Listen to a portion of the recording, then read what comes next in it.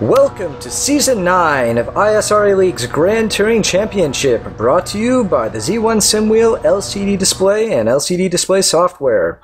You can get the hardware or the software alone at z1simwheel.com and add all of these excellent dashboards and telemetry readouts to your simulation rig, and it should help you out a lot, especially if you're like me and your dashboard is below your screen most of the time. So check it out at z1simwheel.com. So, race 1 as always, traditional 2-hour enduro at Spa, and hear me for the 2-hour enduro are Brian Carey. Hello everyone. And Anthony Muniz. Great to be back for another season. Well, this season we are sort of in some ways getting back to what we've done before, but switching it up a little bit. We've got the HPD, the Le Mans prototype car in the first class. The second class is the Radical SR8, and that's a new car to ISRA. It's obviously been in iRacing for quite a while. And then we've got the 4GT as the third class. And Brian, take us through Spa. Said it before, I'll say it again. Spa-Francorchamps is my favorite track currently activated. I mean, outside of the Nordschleife Nürburgring, which we don't have in iRacing, but as a racing track, it is fantastic. You can see all the corners here. 20 turns on the map, differently named Eau Rouge, probably the most daunting corner in all of racing. Lots of passing opportunities here, so a lot of chance for all these cars to stretch their legs. But it's up and down, lots of elevation changes, fast and flowing, and should produce an exciting 2 hours for us. It certainly always does, and we'll see what our new rivalry is shake out to be, and we see who's paired up with who in which class. And to start it off, we've got Brian Carey taking the pole in the HPD with Anthony Muniz in right next to him, and Jeremy Burris, Daniel Poironi on the second row, Mike Young, John Kelly on the third, Brooke Bryles and PJ Losi on the fourth, and Gilles Moret and Lance Snyder on the fifth row. And that's incidentally is a 203.37 for Brian. All right, for the Radical SR8s, we have Russell Cow dropping down from the Daytona prototype last year to take on the Radical. He's in pole position. Daniel Verness alongside him on the front row. Mike Kelly and Bob Bieber, new to the series, on row 2. Lauren Bateman and Colin McLean on row 3. Mike Taylor, Chuck Chambliss, row 4. And Michael Mariano, a newcomer to the series, and Carl Mumbauer round out row 5. For the 4GTs, Todd Carver takes the pole with Corey Davis qualifying with him on the front row. Timothy Stoll and Daniel Gralti will be on row 2. Eduardo Benica and Clint Vigas returning back to the GTC. Tim McLeish and James Mines will be on the fourth row with Matthew Voigt and Dan Morera on the fifth row. Now we've got a very, very short lap here. They start us pretty much on the back straight there, so as the pace car is coming up to La Source, which is turn 1 of the Grand Prix circuit. Actually, that map I should have mentioned. Turn 1 is actually the last corner here. La Source is the last corner on the endurance track. Start-finish on the run down to Eau Rouge as they're coming around the corner, and the green flag should be coming out any second now. And as we see the pace car jump into the pits, and they are off. And Carey getting a somewhat slow start with It's Jeremy Burris in the grossly colored optical illusion car. That's the new Turn 1 Heroes paint scheme, and it looks like Burris is past Anthony. Yep, that car is coming down to Lake Home here. Looks like everyone's getting through okay. A lot of big run here, so it's going to take a while for these guys to shake out. You can see their classes have dropped back a little bit to give everyone some space, give everyone a chance to kind of sort themselves out, as looks like Jerry Morsdorf and Lance Snyder are battling hard through Lake Home. Now back to the 4GTs here as the cars are coming down to Lake Home, and hopefully everyone can get through there all right.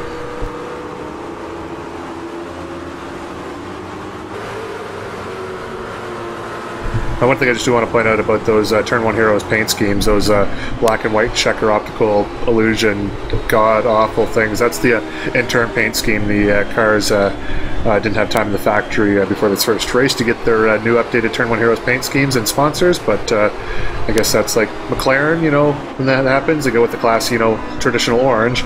Turn 1 Heroes apparently barf all over their car.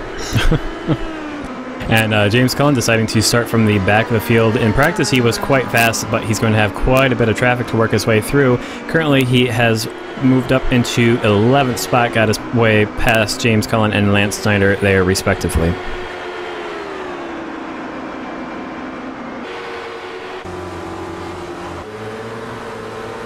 There's Gerald Livingston with Tim McLeish behind them there in the Steam Whistle Ford GT, which we saw a few seasons ago, and good to see back. Always a big fan of Steam Whistle Brewery and their product. Delicious cold beverage.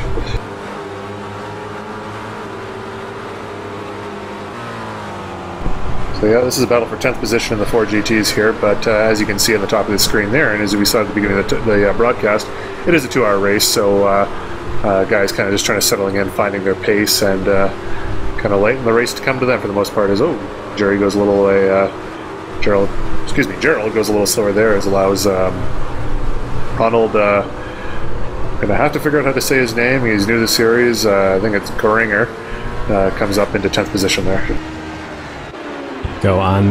Quickly go on board with Brent Browse as he goes a bit off track going through Lacombe there, and he's going to lose a spot. I believe that is missed who that was, but he's going to lose 2 positions actually. PJ Losey, one of those HPDs, and it looks like James Cullen also be making a pass on him as well. That is a newcomer also as well, Dimas Milana in the blue and white HPD there. Dimas hails originally from the Philippines, but finds himself now, I believe, in Dayton, Ohio. You can correct me if I'm wrong on that one, but it's good to have Dimas, new driver, into the series here, as Dan Marrera and Matthew Voigt, 2 classic ISRA members, going side by side heading into Lacombe. Right on board with PJ Losey as he gets, I think, passed around the outside by James Cullen as he works his way up to 9th place. So, like I said, he's pretty quick, and he's quickly moving up the field as we go on board now with Dimas as he is chasing down the number 20 car of Gilles Moret. Gets a nice run as they head down towards Blanchimont, and it looks like he'll be passed. Yes, he does, as he closes the door on the outside before they even get to the Blanchimont turn, heading down towards the bus stop. Yeah, we're doing that because otherwise he would have had to apply the brakes there and get a little bit hairy going side by side. Yeah, it's the thing with Blanchimont there, it's a very fast corner. You can get a run going into the inside there before you get to the corner, but if you don't quite make it, you do have to slow down and you lose a lot of momentum going through. But one thing I want to point out too is the Le Mans prototypes getting much better camera angles on boards than the Daytona prototypes did. Daytona had kind of an awkward camera angle, so the top class there, we should see some good action as we're on board with James right now on the onboard camera to see what he sees coming through the field.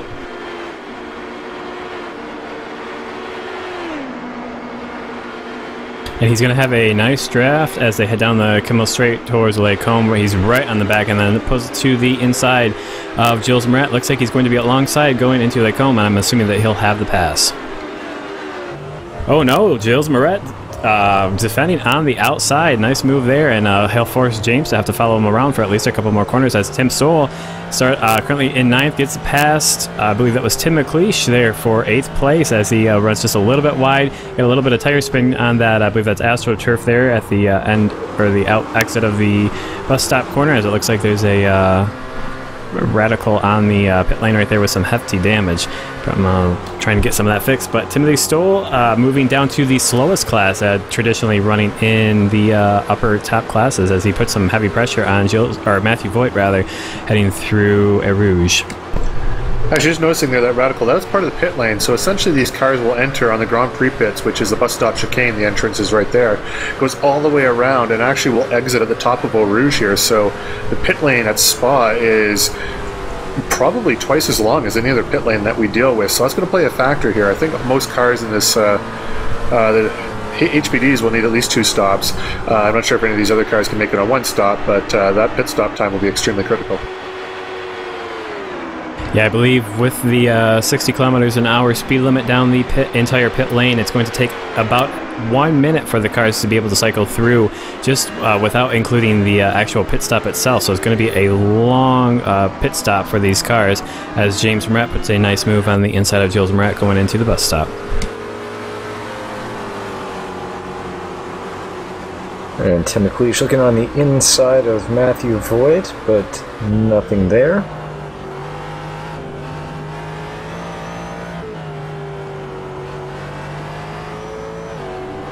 And Dan Moreau going a little wide there. Yes, wow, that was very close. Saved it. Tim Stoll picking up an easy spot there on Dan Morera as he got a lot of oversteer coming off the corner there. Dropped his wheels off past the curbing and was lucky to save that. Now this radical behind some Ford GTs is Chuck Chambliss, and he must have had a problem as he should, well, certainly is not passing them for a lapping pass yet, so he must have had a spin or something to put him behind the Ford GTs. Also seems to be morphing in and out of reality right now, so I think hopefully get that cleared up. Oh, Tim coming off a bus stop there, just really, I don't know where he's driving right now, but very, very squarely coming off the bus stop, and I guess another car was able to get past him. That was Dan Morera getting that position back. Past him. Tim's like, you call that a slide, and decided to show him how to really get loose coming off a corner, and he'll be back and moving up. Timothy Stoll has actually moved up quite a few positions here at the beginning of the race. Some of the guys that he has an advantage, I feel, when he's coming up to pass people because they're not quite sure if that's a car behind them or if they're just suffering from sort of a seizure or something. So in that moment of indecision, he's able to sneak by. And Jared Livingston getting a nice run coming out of a Rouge on Ronald Goringer. Hopefully that's how you pronounce your last name. And he has a nice livery on that Ford GT based on the Robertson Racing Ford GT that I don't believe actually competes anymore, but nice to see a real life replica in the field. Brent Brile is getting a nice exit out of the bus stop on PJ Losey as they head down towards La Source. They're probably going to be side by side. Let's see if he can outbrake Losey for the spot. Oh, and we won't quite see as we go back to the battle between Timothy Stoll and Dan Morera. I love Dan's paint scheme. There is a bear on the side of it in the front of his car. That is fantastic. Oh no! Well, it looks like Tim was able to get it. Nope, maybe not. Oh, and the contact. Yeah.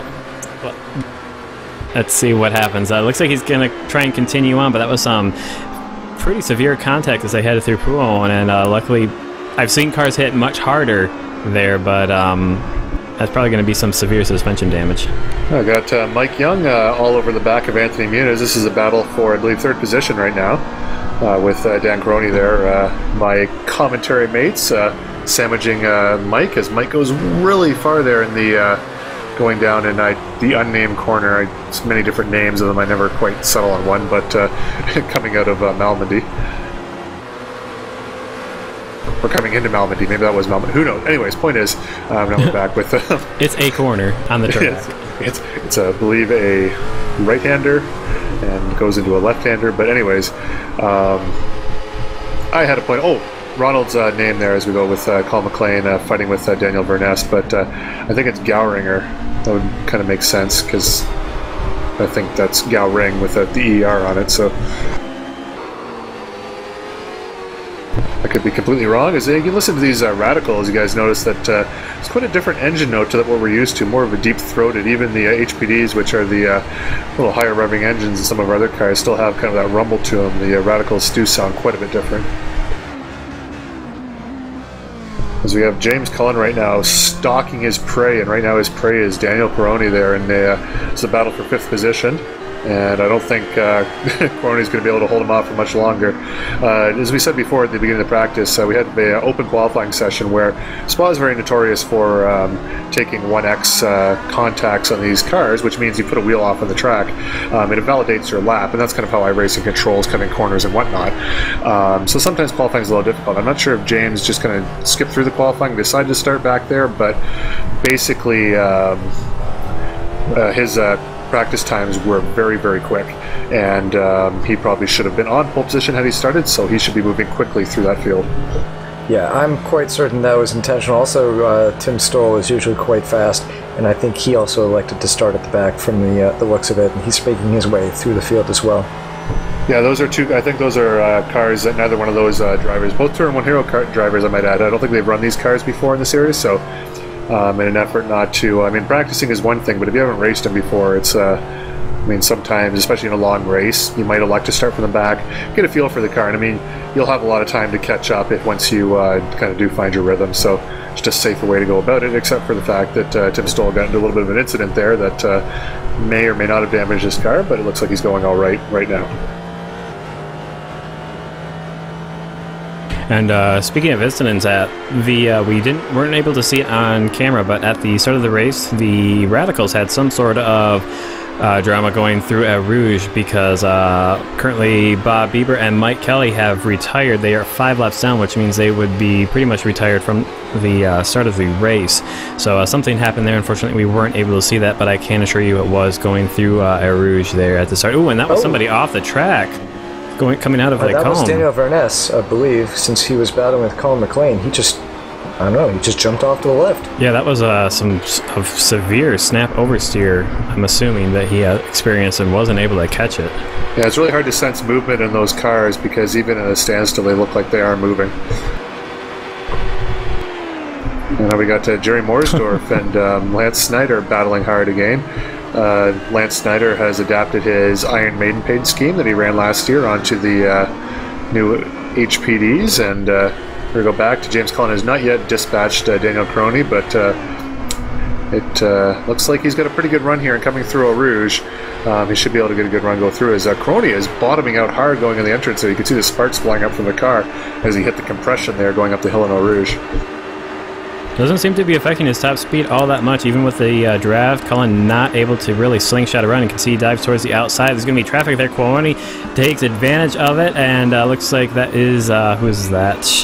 Gerald Livingston's 4GT, and he breaks a little bit early, allowed Quiloni to get by, and that was a nice move that helped him to stay in front of James Cullen at least a couple more turns. Yep, this is just these guys here, Morsdorf and Snyder going up to Lake Home there. The HPDs are hitting about 285, 290 kilometers per hour heading into that corner there, so just get an idea of how fast these cars are. Change in physics since the last time we ran the HPDs that corrected some of the aerodynamic issues, and it allowed the low downforce setup to be more of a possibility here, and it allows the HPDs to run a more realistic top speed, which is, like I say, 285, 290, what we're at right now. It's about 180 miles an hour for you Imperial folks. Yeah, so I was going to break up the calculator and try to convert that, but I just quite have that in my head there as Cullen. Now we're starting to get traffic here, so maybe this might be Cullen's opportunity, because it doesn't look like he has the straight line speed to get past Crony here, but that being said, he used to pick in the traffic. He's on the inside of Blanchimont. Crony's holding him on the outside. Cullen doesn't quite have the confidence to go through just yet, but it looks like it's a matter of time here, and it looks like he's going to pick him in traffic coming up with Chuck Chambliss' ghost car flashing in and out right in front of these guys. Yeah, but I have to hand it over to our co-commentator Dan for putting up a tough fight. He's really taking some aggressive defensive maneuvers. He's been able to hold off the charging HPD of Cullen for at least 2 laps now, and he's been under some heavy pressure, especially going through traffic here. Quiloni definitely not pulling over for him. Good to see close racing between these two guys. Yep, as Cullen's going to make a run here. Let's see if he's got enough going into Eau Rouge, side by side. Oh, nice job, both of you guys. Driving through there, but that's a tough corner to do. At the start of the race, it's kind of hard, but these cars can do it. Oh, and there goes Cullen. He's got past as Crony had to check up. And quickly, just as you folks at home there, you can see Dan Crony in the silver, red, and yellow HPD. Myself, I'm in a silver, blue, and yellow, and Anthony's also in a silver, red, and yellow HPD. Decided to team up this year. So for our fans following along here that are listening right now, you can spot those cars there. Dan with the kayak orange stripe down the middle as the sponsor there. I've got the blue Libro colors, and Anthony's gone with the full-on Vodafone on the side and on the front of his car. Speaking of which, yes, an excellent rear view shot here from the back of Anthony's car, looking back at Mike Young, who looks like he's side by side now through Pujon. Yeah, he got a good run in there. Must have been traffic. Must have allowed him to get a run there, but Muniz was able to hold him off there. Yeah, it's kind of unfortunate we were actually on board looking from the back there, because that was quite a shot as we went 3 wide going down there towards the corner 13. I don't think that one has a name, but it was turn 13 if you refer back to the track map. As Kerry looking to put some heavy pressure on Jeremy Burris. Burris able to get by pretty early in the race. took advantage of some of these slow starts, got himself up into second, and then was able to get by Brian Carey. But Carey putting a lot of pressure there, heading gets a chance to go side by side through the bus stop, and let's see if he can get a better exit. Nope, didn't quite have the exit speed, but Brian Carey seems to be on quite a push. He's putting some heavy pressure on Burris as they head down into La Source, and we go, I was going to say quickly on board. And we'll go and watch the other Turn 1 Heroes car in a lower class, the 4GTs, as he's trying to get by Clint Vigus. Looks like he's got a great run out of the bus stop, heading down towards La Source, and he'll be able to get by. Yeah, that little run there, I got alongside him going through the bus stop, but I've got a very, very small monitor, and I have no idea where he is on my left-hand side to do a proper undercut there, so I kind of have to get a little bit of a margin, and I don't get quite the run I was hoping for off of the corner. And there is a bit of traffic that's coming up. You saw that they just worked past a Ford GT, I believe it was, going down the Kimmel Straight. But it's going to become, once we've hit traffic now, that's going to be pretty much a factor for the entire race. This is one of the easier circuits that we visit to navigate through traffic. The next race at Mid-Ohio, probably one of the more tough ones we will be racing at this season. But now that the lead cars have hit traffic, as we jump on board with Gilles Moret fighting with Brent Briles for 7th place, it's going to be pretty consistent for the duration of the hour and 42 minutes left in the race. So these guys will be able to try and use the slower cars to defend and use it as an opportunity to get past. See, there's a slower car here with the low downforce that the HPDs are running. You can see that they easily are able to get by Timothy Stoll going down up towards into Pujon, which I think in seasons past might not quite have been so easy with the way the downforce and all of the top speed for the HPD works. So a bit different for the current HPD drivers this season. Yeah, how it was working before is low downforce produced not very, I don't know if it was the downforce or the aero balance or whatever it was, but low downforce really wasn't a good option, so you had to run medium at lowest, but maybe even high. And what that does is you get a ton of grip in the corners, and it is actually pretty fast around here, but it doesn't allow you, your top speed is shut off pretty much well before what the top speed of the other cars are. So what happens is you get halfway down a long straightaway and the slower class starts pulling away from you. So even if you're right on the tail going through the previous corner.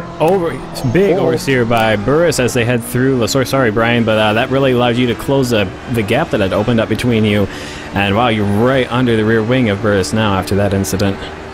Yeah, it was very encouraging, hopeful sign there to see what I could do. But PJ Losi has spun the car and looks like he's undamaged, I hope. But like I was saying before, what it does is you have really had to attack the car coming off the corner in that brief run, probably maybe the next 200 meters or so coming off the corner. Otherwise you would never get around a slower car, and on a long straightaway it became difficult because they're so much faster than the straightaway.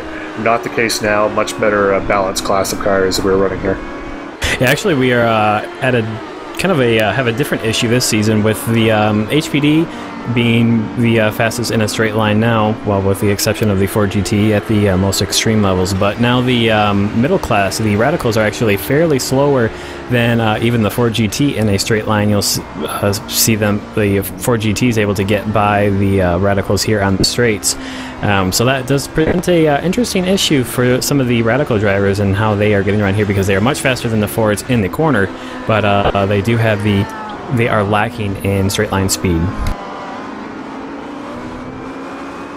Yeah, and just to continue the thought about how the downforce was rebalanced, since we've now... got to stop that PJ for a moment. Losi. PJ Losi goes and spins it into the wall, and that will undoubtedly end his race.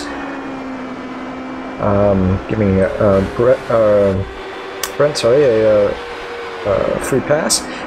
Anyway, so we've run Mid-Ohio in real life, and back the last time we ran it, under the previous setup, my fastest lap was a 109, and now I was doing 112s this time, so just high downforce setup alone, 3 seconds slower, at least for me. Yeah, the thing with iRacing, for those of you guys, I mean, a lot of people that are watching this are familiar with iRacing, how the service is updated, but those that are new to this and maybe catching iRacing for the first time through YouTube search or whatnot, iRacing is updated pretty much 4 times a year. Basically every 3 months what the iRacing service does, they'll have a 12-week season, and on the 13th week they'll have some fun events, but what they'll typically do is release some new content and update their the physics model of these cars. As we watch Dan Gualti making his way back to the field, he had an early pit stop which dropped him well back, but what I gotta say is every so often they make minor adjustments too, because we're trying to get close as possible to real life racing. The idea of iRacing is that, as James Cullen makes easy work of Mike Young here, I assume, going through, but keep finishing my thought here, I'll jump back to it every so often. What they would try to do is create the most realistic racing simulation possible, because you want to pretend like this is actual real racing. You're sitting in your basement, you know, on a simulator rig, some better than others, but the physics you want to be as close as possible to real racing, and iRacing is always on a quest to do that. They're never going to be perfect right away. There's always little things they can figure out and tweak and learn from running and testing, and aerodynamics in the HPD is a good example, because a lot of the cars where you know they have a low downforce setup, and you know cars in real life drive it, especially here at Spa when they run the 24 hours here, or the 6 hours, or whatever these cars run here at Spa. They know what setup they run, but for some reason in iRacing it wasn't working, so they had to go back to the drawing board, figure out why that's the case, and they want to understand the real world reasons why that's the case, not just a quick fix to increase the top speed. So once they're able to do that, they're able to make some adjustments to the physics, the aerodynamics, and you end up with a much more realistic car in series, and that's what they've done with this HPD, and that's why it's faster on the track in a straight line here, but like Dan mentioned, probably slower in overall lap times, which is more in line with how they are in real life. That was very long-winded, I understand. Holy moly, I almost smoked him there.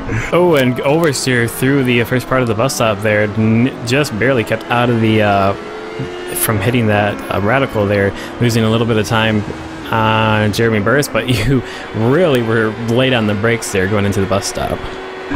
Yes, and actually that kind of is a very good point about the aerodynamics here, is because this is a very high downforce car, even on the low downforce setup, and very heavy braking, and iRacing does a good job, is when you get in the draft of someone, you lose the aerodynamic efficiency, which means you go faster in a straight line, but also means your braking isn't quite as good as you remember it from the last lap, so same braking point, probably a little bit earlier, but for some reason just could not get the car slowed down quite as much, and that's what happens.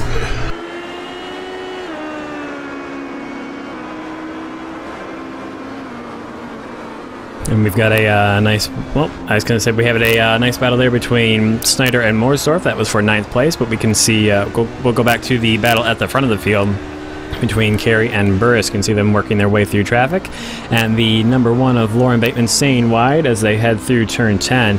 That allowed Brian Carey to really keep the distance to a minimum, because if you got held up, you can make the turn going into, or you can make the pass going into 11, but it can be difficult, especially because the cornering speed for the radical is, well, it's relatively slower. It's not going to hold you up a whole lot, so you're definitely able to keep the gap to a minimum there by getting by going through at turn 10.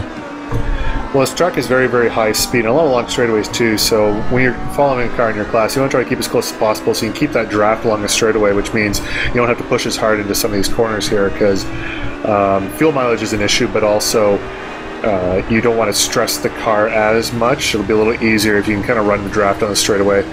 Just kind of keep in touch and attack when you feel there is an actual opportunity to pass.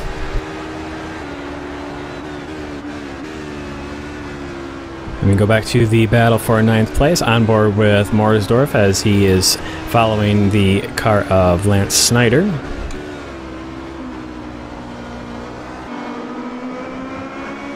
Remember back in our last season that we ran the LMP that it was Lance Snyder and Tim McLeish having a continuous battles here, and it looks like Lance has found a new dance partner in Jerry Mooresdorf, so we'll see if Lance is holding up Jerry or if this is a legitimate race, but right now it looks like Jerry is pretty much well on top of Lance right now, and just waiting for a little bit of a gap to take in that 9th position.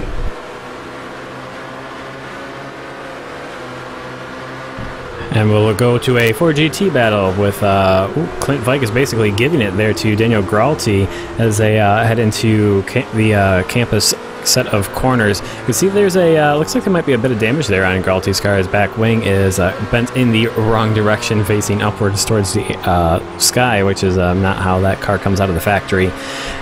So that might be slowing him down just a little bit, or giving him a little bit less grip in the corner. Here is Timothy Stoll trying to chase down James Mines, and that is a battle for 4th place. So Stoll really moving up the field quite quickly.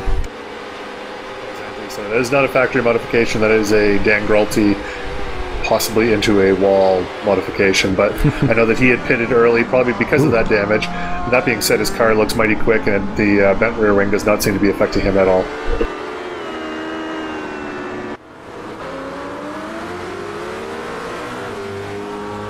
Actually, I shouldn't say I don't think he was in the pits, but I think because he had an off, he had dropped straight to the back of the field, which we did not start. And he was up to 6th position, just over 30 seconds behind the leader, Todd Carver, who we haven't seen yet, but I assure you he's out there. Also, Russell Cow leading in the Radicals, about 10 seconds ahead of Colin McLean. Not seen him, but I assure you he's there.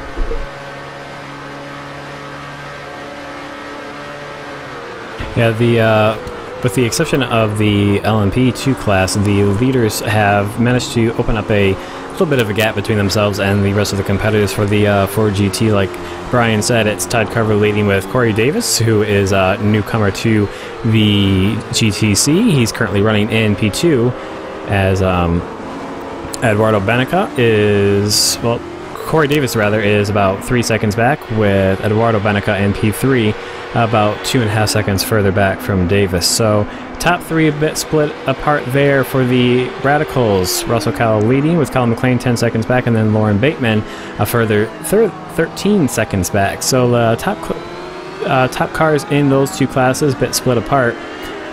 Gap in LMP is Burris still leading with Brian Carey about 1.2 seconds back, so not quite as close as it was earlier, but it's still a battle that could redevelop at any moment. And we've got a pretty close battle here that's been going on for the last few laps now. Morrisdorf still trying to chase down Lance Snyder. Snyder doing a good job of keeping that ninth spot in the LMP2 class.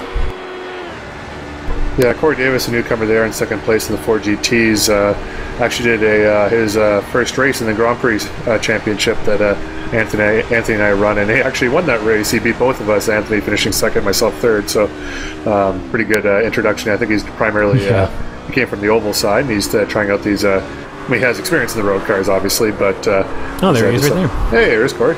Ooh, and Todd Carver having some serious... Wow, that was some serious oversteer coming from Todd Carver through La Source, and that's going to give Corey Davis a chance to take the lead going into Eau Rouge. Looks like they're going to be side by side. He gets a move done before they hit the corner. So wow, Corey Davis in the he wins his first race in the Grand Prix Championship, and now takes the lead in his first GTC race with Todd Carver right behind, going to try and take that spot back.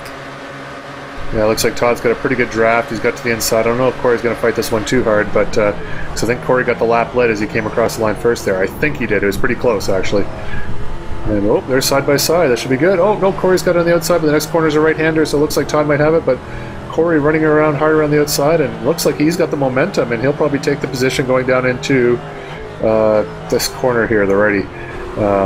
There's Rivage and Malmedy, or I'm not sure which one's which. They're going to refine the track map to keep everything straight. But the point is, Corey Davis, your new race leader in the Ford GTs. And with that spin, Eduardo Benica moves up to within a second of those 2 cars. We'll go to Brent Briles, and he is making some serious time up on Mike Young. It looks like Mike Young is missing the front nose of his car, so he had, I'm guessing, some oversteer coming out of the bus stop, spun the car into the left-hand barrier, and he's going to have a very long lap around the entire Spa circuit because of where the pit entry is. He just missed out on it, so it's going to be a very long lap to try and get repairs made. You can see James Moret making his way through a rouge there, and you can also see the front nose missing off of Young's car. Well, if he did have oversteer, that missing front nose will sure cure that. Yeah. Go back to the battle on 4 GTs. It's Davis still in the lead, but Todd Carver putting some serious pressure to to try and retake that first spot. And you can see the position indicator on Davis's car. It is showing just one light there, so that means he was able to, or he was scored as the class leader, so he'll get a bonus point for the Drivers' Championship. Yeah, those points are huge because there's only 2 points separating the top placings in our series there as far as the championship goes. So those laps led bonus points, especially if you're following someone like Todd who tends to lead a lot of laps. You really need to get to every point you can, depending on however these results go over a long championship.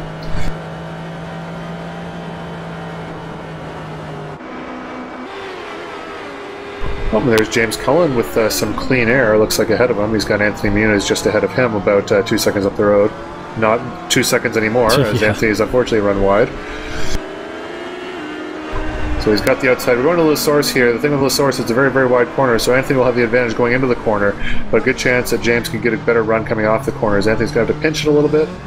He's able to run there up the hill, and don't know where James is right now. Let's see if we can see. Nope, James is on the inside. We can see the tick, and yep, he pulled the undercut off, and Muniz is... he's got a shot, like he can stick in his draft here, and it looks like James is down on top speed, and Anthony trying to figure out the line there with the front downforce as he's falling behind James's car, but I'll let you know how that goes looking at my timing monitor here. And Carver going to be on the inside going into Pujon here alongside Corey Davis, and he's going to have the spot. Yes, he does. He takes the spot away from Corey Davis. So Davis able to lead a couple laps as the leader for the Ford GTs, but Todd Carver eventually able to take it back. Well, this is Muniz' chance to come right back there. James Cullen's got the inside line, but get some traffic there. So Muniz is going to try very, very hard to hang on to the back of him. We know James is fast, but Muniz is having a very, very strong run so far. He's in 4th position right now, but still putting in some very, very solid lap times. As you can see, his Red Bull sponsored helmet there. It's easy how to pick it out. He's got the, well, I mean, you can see the colors right there. My car, aside from the blue on the side, has a red, green, and blue helmet, and Dan has the, you get blue and orange still, right, Dan? Maybe with some white on there. I think I don't want to answer for him, but yeah, I think he's I don't know, he's taking a nap or something right now. But we'll go back on with Corey Davis in 2nd position here, trying to keep in touch with Todd Carver. Still an hour and 27 minutes left in this race, so I mean a lot can happen here. And while it's always better to be faster or in front rather than slower, there's still a lot of racing left. But Eduardo Benica is closing up behind them, so watch for him. Yeah, it's just about to say that, yeah, Benica back there just lurking, and these guys, Carver and Davis, they seem to be pretty close right now. I know Davis had dropped a bit of a gap to Carver until he had his massive oversteer coming out of the La Source corner, but let's see if he can stick with him now that he's in the draft. That's going to help him to, now that he's in the draft, that'll help him to stick with Todd Carver. And you can see Benica back there just lurking, hoping that one of these guys makes a mistake, and he can get up there and exploit their mistake and possibly take the class lead away from them. I had to deliver a little bit of medicine to a dog, and yes, I am in fact running the orange and blue kayak colors on my helmet.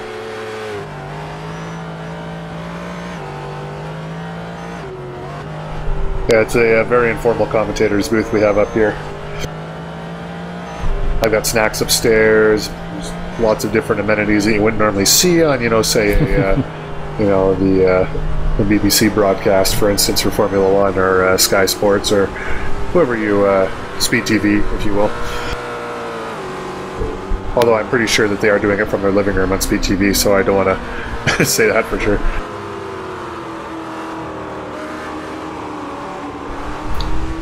I do love the steam whistle. For those of you who ever come up to the, Canada, Ontario in particular, and Toronto in very particular, recommend trying the steam whistle. And if you are in Toronto, head down to where the CN Tower is and the Steam Whistle Brewery. Good tour, good beer. It's all brewed at the, I think it's called the Roundhouse down there by the CN Tower in Toronto, so if you ever come to visit, and good beer. But back to the racing, he is running down Clint Vigas, who is back to the series after a moderately extended absence. And we head back to the battle for first place. Oh, and Corey Davis decides to take his first pit stop as he dives into the tight pit entrance right there. And as if you're not careful, it is pretty easy to hit that wall right there. I remember seeing a driver in the Blancpain Endurance Series driving a Lamborghini go and somehow managed to flip his car upside down trying to make it into the pits. So you definitely want to be careful on pit entry there, as Tim McLeish putting some serious pressure on Clint Vigas and will miss it, but it looked like he was going to have a decent run going down towards the bus stop, but he's going to be on the outside, so it's going to be a tough move as Brian Carey very, very close now to Jeremy Burris. Burris getting a bit held up there through traffic. That is Eduardo Benica, currently running in second. He's got a big run and really nothing to do with it, as now James Cullen also catching right back up to the top two cars in the HPD. So it's very, very close now for the battle for the lead in the LMP2. All the top three drivers within a second of each other. So that's obviously why we're watching Dan Ralty right now driving by himself coming up through Ralty, making the pass in the pits there. Yeah, he went past Corey Davis, who had made his pit stop there. Here we go. On board with James Cullen as he tries to find his way past Brian Carey and up to his teammate Jeremy Burris, and a bit of more traffic up there. You can see the Ford GT leader of Todd Carver as Burris able to make his way through. Brian Carey going to get held up, so let's see if oh nope, Carver pulls out wide for them going through Poulon, so that helps Brian Carey out a little bit there, but he's under some serious pressure from James Collins. As pressure there, as cool as a cucumber. Gerald Livingston making a pass on Corey Davis. You can see him there exiting the pit lane.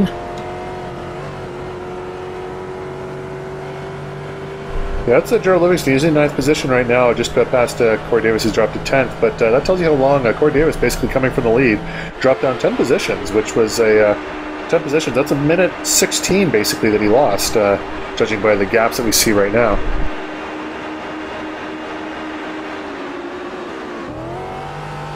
And we go on board now with Corey Davis, as he will have to fight through some guys that are, to him, back markers, considering where he was running before. Of course, pit stops will have to cycle through as he makes short work of Gerald Livingston, who was kind enough to just let him by. Ooh, and so close racing between Carey and Cullen, and Cullen is right under the rear wing of Brian Carey as they head through a Rouge. Looked like he had a bit of oversteer coming out of... And Burris is in the pits, so this is for the lead. It is indeed, actually. Yes, Burris into the pits, pitting a bit earlier than the two top cars, and Carey desperately trying to hold on to the first place position, as Cullen's going to have to try around the outside as Carey defends on the inside going into Le Combe. Not going to be able to get it done, but he's going to try and stick it around there on the outside. Has to put on the brake as Brian Carey gives a little pinch there to the second part of the corner. Manages to hold on to first place. Going to a bit of an odd onboard shot from Cullen. Roll loop. This is cool. It is cool, actually. And he is making a pass on Russell Cow, who is making his first pit stop of the race.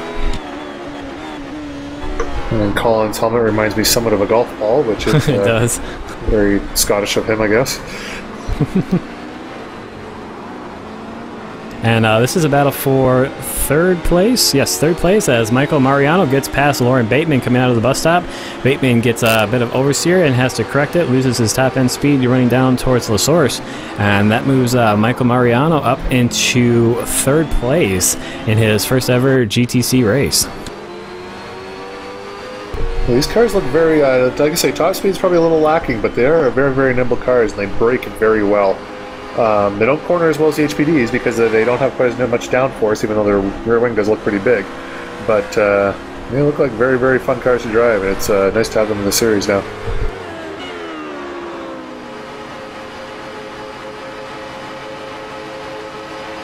Actually, the SR8 is still produced. Radical did make briefly an LMP2 class car. I'm not sure if it's still used or not.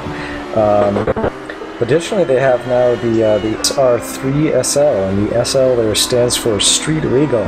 So you could go ahead and buy one of those and drive it around on the streets if you wanted to. Yeah, there's certain requirements you need to have that done. I think it's just like working lights, certain other features tires, proper tires on it. Obviously, you can't run the slick tires on the road, but it's kind of an interesting concept to have, to be able to take one of those things and be able to drive it around on the roads. Yeah, it's mostly just a matter of getting it certified, but yeah, I mean, it needs lights. I think there are some ride height and pedestrian impact requirements, and some crash engineering assertion, like they have to declare what will happen in the event of a crash, like what kind of forces it can withstand. They also brought the rear wing in a little bit so it won't kill pedestrians, which was very nice of them, I think. Yeah, I mean, it's illegal. You can only knock a pedestrian only so high if you hit them or break their legs in such a way. So it's nice to see that they're taking care of that, the proper authorities. And we go on board with Jeremy Burris, who has dropped to 9th place. It looks like he might get another... Ooh, as he gets another big spout of oversteer through the source. And that's going to cost him a bit of time as he makes a couple passes on drivers that are currently in the pit lane. Those drivers being Jules Moretz and Brent Briles. See the battle for the lead in LMP2 still going on. Yeah, Jeremy doing the rallycross there, going through the source.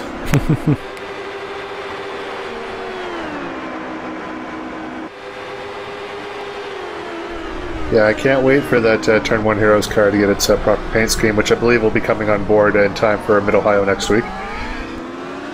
Ooh, and Brian Carey gets a bit of oversteer coming out of the bus stop. Let's see if that's going to allow James Cullen to get by. Brian Carey taking the outside there. Cullen going to have the inside going through the source. Oh, doesn't quite have the run. I thought that oversteer might affect Brian's top speed heading down into that corner a little bit more, but obviously not. I guess it's one of those matter of time things there. It's even in equal cars and whatnot, you get to a certain speed that it just, there's only so much you can do to hold off another driver. It's not, the next track we're running at is Mid-Ohio, and theoretically the way that track runs is you could hold someone up for indefinitely for the whole race. Spa is not one of those tracks.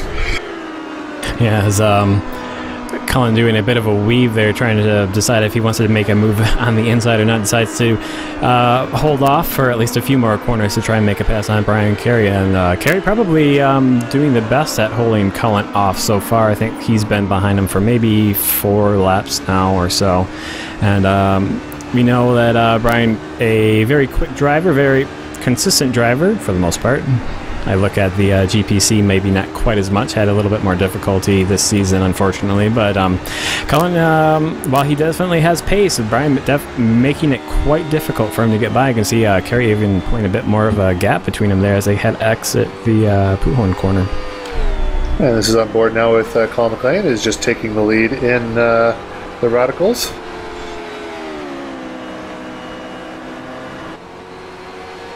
Very basic paint scheme right now for Colin. He hasn't had a chance to update that one as well. I'm not sure if he's debuted anything or not. I don't recall seeing our press releases, if you will, but probably have something on that before the next few races are out. And a bit of traffic coming up here, and it looks like Jared Livingston going to stay nice and wide as I head into the bus stop, and it really doesn't allow any room for James Cullen to make a pass there on the inside. But Brian Carey has a poor exit coming out of the bus stop, and Cullen going to be alongside, and well, he's going to, yep, there he goes. He makes a cut towards the inside to defend, going into La Source to see if Brian can do an undercut coming out of the corner. And no, James Cullen going to come around and lead for the first time in this race. So Cullen has the lead finally after a lot of work to get by Brian Carey.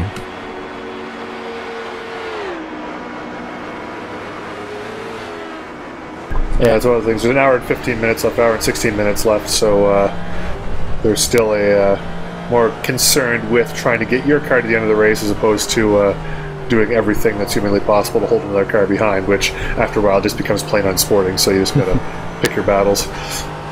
And speaking of updates that iRacing does, that speck of dirt there is not on your monitor. It's actually on the windscreen of Tim McLeish's car. It's a new addition that iRacing has put into their most recent build. You can see those little bits of tire building up on the window. Yeah, I think those might be some large bugs that McLeish has killed while racing behind Clint Vigas. Actually, my experience driving Formula 2000 cars at racing school is when you're driving 170, 180 kilometers an hour and you hit a butterfly head on, you feel it.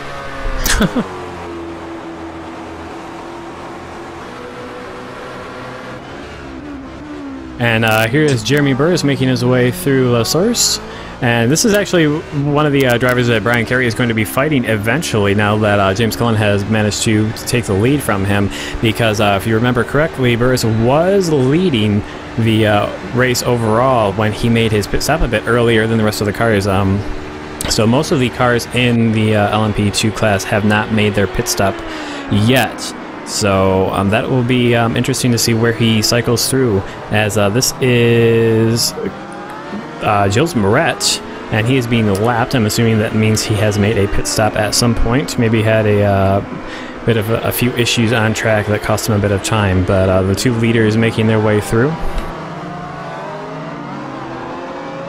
Ooh, Brian Carey getting a bit of oversteer there coming out of the source. Yeah, there's a bit of a drop there. The pavement kind of drops down as you turn to the right, like just as you get to the apex, its track starts going down. So if you don't get your line right, you have to really roll the car through there properly. And if you catch a little bit, because I was forced to the inside a little bit there, lapping Gilles, and you get onto a different part of the tarmac that drops away and sometimes causes the rear end to kick out a little bit if you're not ready for it. I think you saw that happen to Jeremy a few laps earlier. He came in a little probably closer to the inside than he had on previous laps.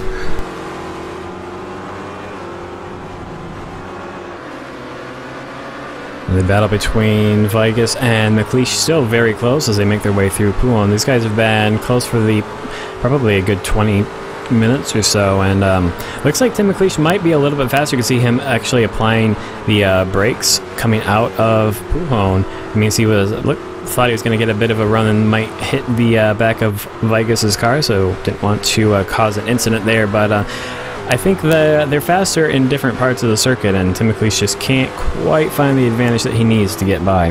Still a long ways to go, though, for him to make a move.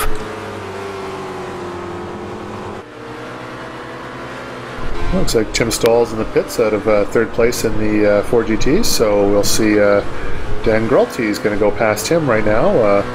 Only second here officially, but Dan Gralty, yep, there he goes. He's now in third position. His bent rear wing at all. So then Colin McLean in the background there in the Radical. He's got about a 30-second lead over his nearest competition. And now we've got Lauren Bateman and Mike Taylor fighting for sixth position.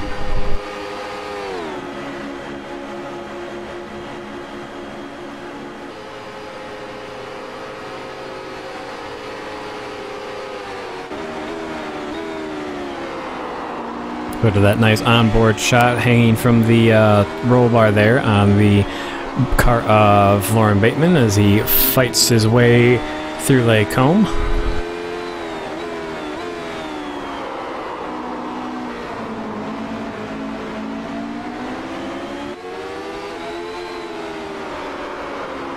It looks like these cars are really able to run very close together without too much in the way of any understeer or oversteer issues, so they are very aero dependent, but at the same time not as critical as perhaps the HPDs, and definitely a lot more planted than the Fords going through the corner. This is a very much more of a handling car than the 4GT, which is, I believe these are, Dan probably knows a little bit more, but I think these cars are quite a bit lighter than the 4GTs. Yeah, I'm not sure about the SR8, but the SR3 is 1,500 pounds. And the 4GT is not 1,500 pounds. It's probably closer to 3,000, I think, isn't it? 2,500? Yeah, I think it's about 2,900 is the typical GT2.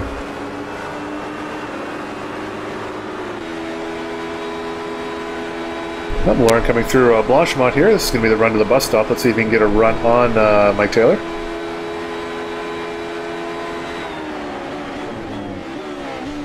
It is entirely possible that I referred to Mike Taylor as Colin McLean at one point during the race. They're running very similar color schemes as well as their numbers are very similar, so I'll just double check that to see. 66 for Mike Taylor, 68 for Colin McLean.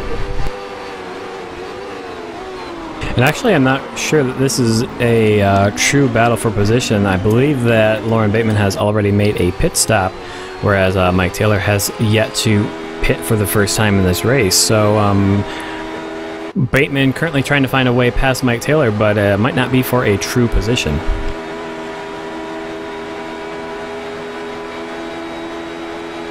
Well, he's got a good run on him right now, so it looks like he's got the momentum now to at least get part of his car alongside, and if he gets his braking just right, he should be able to take the position. It is a right-left-right, but obviously the last part of the right-left-right is the right-hander, so...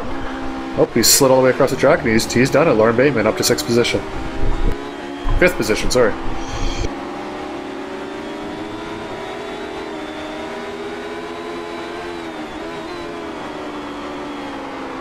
And I don't mind saying now that I'm having a lot more fun commentating the multi-class, 3-car multi-class again, as opposed to the Daytona prototype and Cadillacs that we ran last season. Not that the racing wasn't interesting in parts, but you definitely get a lot more flavor to see the 3 different cars out on track. Yeah, and I would definitely agree with you there. You can see, I believe that is Daniel Coroni in the pit lane making his first scheduled pit stop. Riding on board now with Corey Davis as he is trying to chase down Matthew Voigt, and that is a battle for 6th place with Corey Davis already making his first scheduled pit stop. It's a looks like he gets a nice run coming out of Eau Rouge. He's going to be alongside eventually once he comes back into frame. He's very, very wide right now. Looks like he's going to have a... Oh, he's already passed Matthew Voigt. So Corey Davis moving back up the field after his pit stop, currently in 6th place.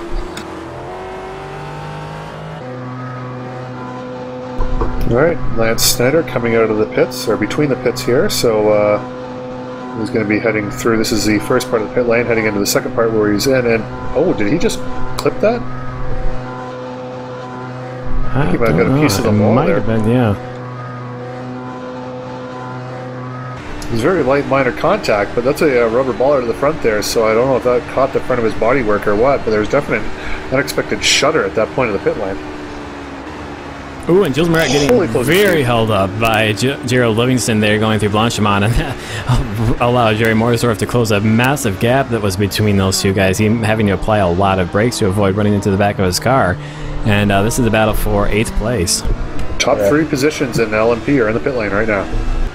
That doesn't illustrate the difference between the cornering speeds of the Ford GT and HPD. I just don't know what does. Probably a crash or one car explodes over the other one and bursts into flames. For instance. Which we don't see in iRacing. Luckily in iRacing they have not yet modeled catastrophic explosions. Which is nice. I'd like not to see those. Brian, you pointed out the top 3 in LMP are in the pits. Jeremy Burris in 4th place, and he's currently being shown 18 seconds back from those top 3 cars. So he headed in 1st place. So let's see where the cars cycle out at. Oh, a minute 18, excuse me, yeah, yes. Our onboard timing won't reset itself and everyone comes out of the pit, so...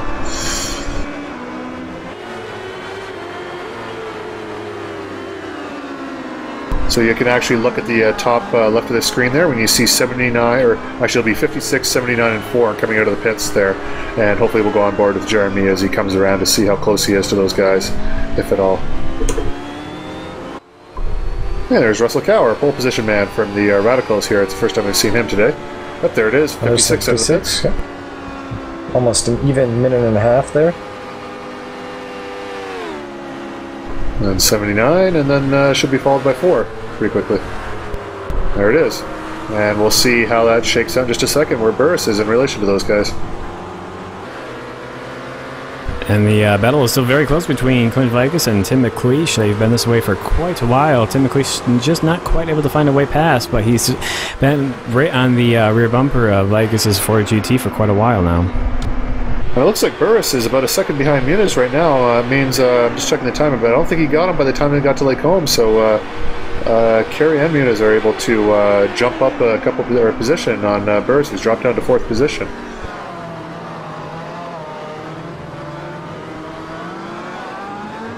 Ooh, and a lot of oversteer from Jerry Morsdorf coming out of the bus stop, and he'll lose a bit of time there on Jules Moret. Jump on board now with Tim McLeish. So it looks like he's collected another bug or 2 on his windscreen, trying to chase down Clint Vickers. Those will get cleaned off in his pit stop, so that's how you can tell he hasn't quite made a pit stop yet. probably just about in the window with just over an hour and left in the race. I think this is about the maximum time that the cars can run, and indeed, yep, there goes Tim McLeish. Clint Vigas electing to stay out at least one more lap before he takes his first pit stop. And this is Burris all over the back of Anthony Muniz right now as they're lapping one of their fellow Turn 1 hero, we'll call it a car. That's what it looks like underneath, whatever that is. But see, as you can see here, Muniz just taking a very wide line, using all the track as he's entitled to do, going around these two sweepers, Blanchimont.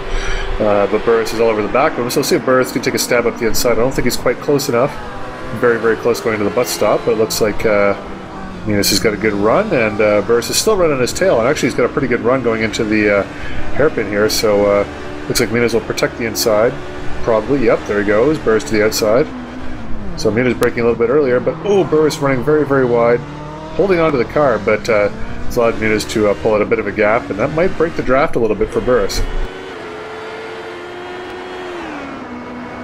That's one thing, when you're about a second behind one of these LMP cars, you can get a pretty mean draft on these straightaways, and you're able to hold on to that second, even if you're a little bit slower, and in some cases you're able to hold on to the back such that you have a couple of chances going into some of these braking areas.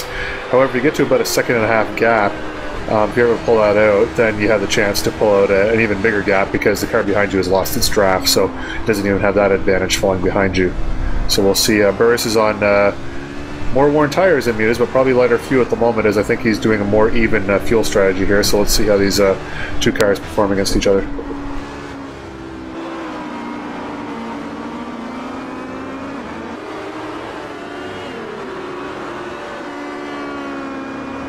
I don't want to point it out too much because I'm pretty sure that's not what they're going for, but the Turn 1 Heroes logo on this side sort of looks like a swastika. Yeah, that had occurred to me as well. Yeah. Just want to put it that's not what they're going for. That is 100% not what they're going for, but man. Yeah, luckily there's no red on their car, or at least on the side of the car. Speaking of the side of the car, Burris has pulled up right to the side of Muniz's car there, but has to get around Russell Cow, who's currently back in the lead of the Radical. So that's that's the fastest moving Radical we got right now. And, Burris gets up in the curb there and gets a little squirrely. That's a scary moment right there coming over that curb. That's pretty high speed coming out of Stavelot. And it's close between Jules Moret and Jerry Morsdorf. Morsdorf able to make up the time between those two guys after he had that close call coming out of the bus stop. And there's a bit of traffic. I think that might be who's that? Mike Taylor running in the Radical up there. And he gets alongside as they head down towards Pujon. Not quite a lot. I thought he might get a little bit better run as Jules Moret got a bit held up. And Jerry Morsdorf gets held up behind Mike Taylor going through Pujon. So it's going to cost him quite a bit of time.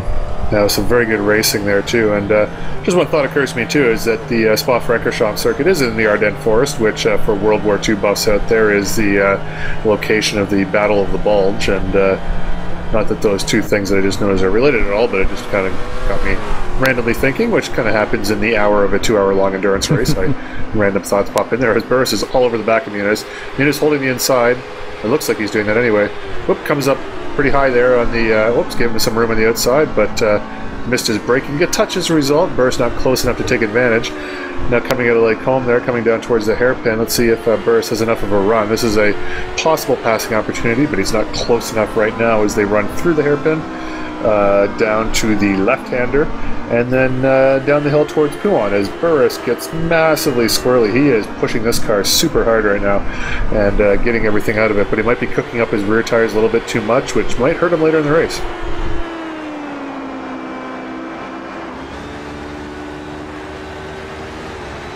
Now you're on board with Jeremy right now. I mean, you can see it looks pretty smooth from his onboard camera at the moment. We'll see if you see any sawing of the steering wheel there with his hands, but it's looking outwardly smooth, so just you can tell there, pushing a little bit hard coming up in the exit curbs. This is where he got loose last time. Not here, this is his first Stavelot, but the second Stavelot. He's got a very, very high curb coming through here, and we're not going to see it because we're on board with Tim McLeish.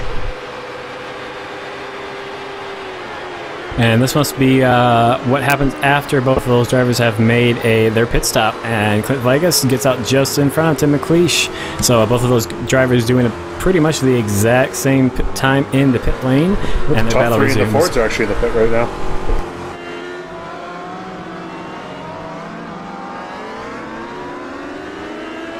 You know, Burris is, well, back to him being all over the back air Muniz here, and doesn't look like he's close enough going to Lasource, but he might take a stab up the inside.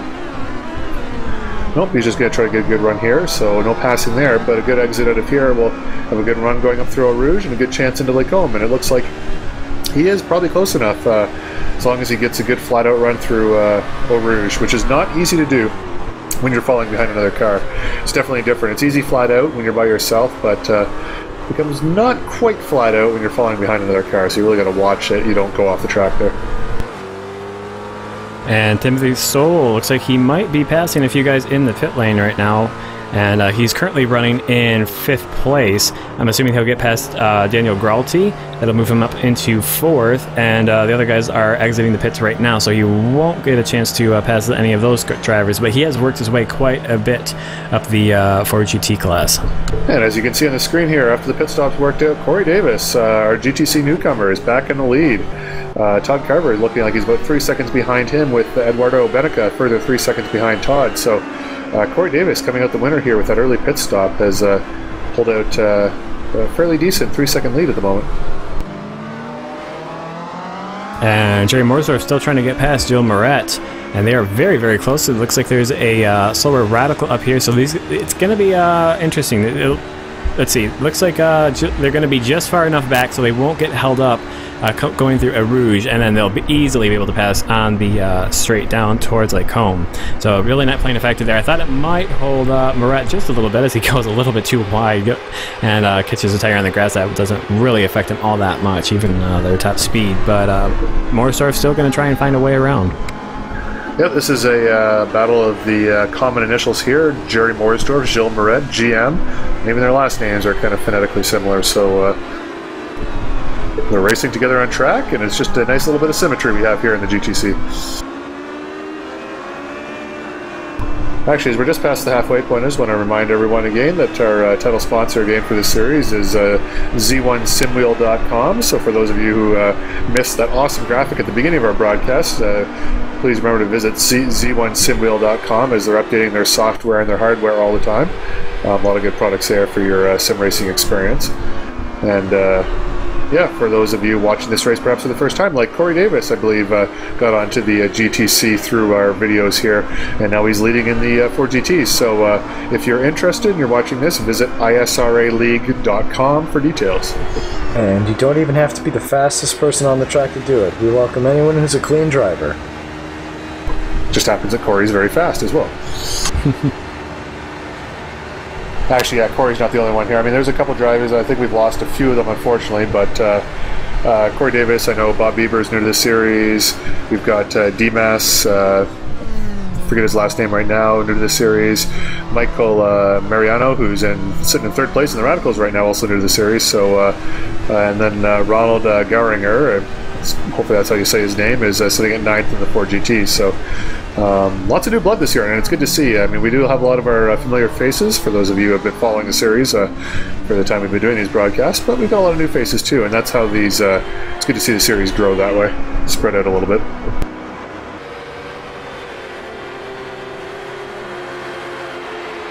And this might be Jerry Morsdorf's chance to get by. He has to put on the brakes and get rid of the run that he had. Unfortunately, Moret got held up by Daniel Gralti as they came out of Eau Rouge, but Morsdorf rather had to scrub off the extra speed that he had over Moret to avoid running into the back of his car. So I thought that might have been a chance, but he just couldn't quite find the room to put his car and try and make a pass attempt.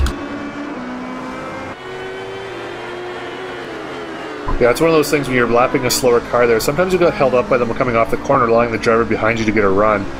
But sometimes what you're able to do is just kind of, as the other driver's getting a run, you park your car right beside the car you're lapping.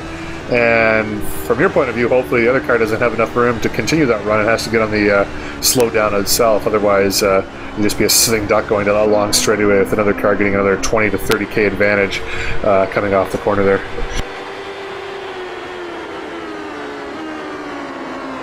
Actually, looks like Jerry's taking a little bit of damage to the... Actually, Gilles as well. Is that how the wing is bent in like that normally, or is that damage?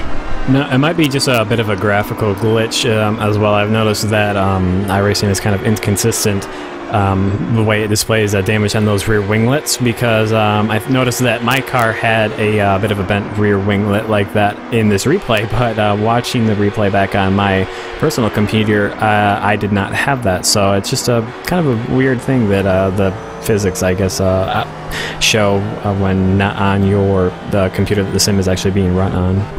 Yeah, actually, it's kind of funny because I remember doing looking at a replay of a GT Grand Prix race that I had done in Indianapolis, where I checked my race replay and it showed that I didn't have a wing. Where everyone else saw that I had a wing, and clearly, based on the physics, I had a rear wing because I was getting grip from it. But graphically, I did not have a rear wing. So just little bugs like that. I mean, the software we talked about before, it's very, very good, but it's definitely not perfect. And that being said, it's still. For the value, for the money, for what it's able to do, is still a very, very close facsimile to what real-life racing would be without the money, the smells, the danger, the whatnot. Yeah, the actual driving part of the sim is very, very good. As we watch on board, we got a nice shot of Brian Carey making his way past these two cars, putting another lap on as they head through the bus stop. And that actually gives Tim McLeish a chance to try and put a run on Clint Vigas, but didn't quite have the speed. Just back to the point that I had, the driving physics and everything are very, very good. But I think the visual damage model that we have for iRacing isn't very strong. If you collide with another car, the physical damage that you can see it's not great. The actual damage that's happening to the car. What's actually done to physics. Exactly. Yeah, exactly. Yeah, the actual damage that the car you get in the car is fine, but the way it looks isn't. And I think that's probably why they've hired another. I'm not sure if it's an graphic artist or if it's a programming engineer. So they've hired another person to try and improve that. So hopefully in the future we'll have more accurate visual damage on these cars. Yeah, it's actually an interesting priority that they've talked about in some of the releases too, that they're going to be able to do that, which I can't wait to see, because it'll just add that much more realism, especially in these races that we do here, our endurance races. That's going to be a big issue once. There goes Brent Briles. Oh, and he's into the. Oh, no, that's not good. Yeah, that's a dangerous part right there because of that big drop that you saw his car drive down. See if he heads right for the pits. Yeah, I thought he might do that because he probably broke something in the suspension there. Looks like the car is crabbing a bit. Unfortunately, there is a big drop off there. I'm assuming for rain, because there is that is a low point on the circuit. So that is unfortunate that that costs him so much.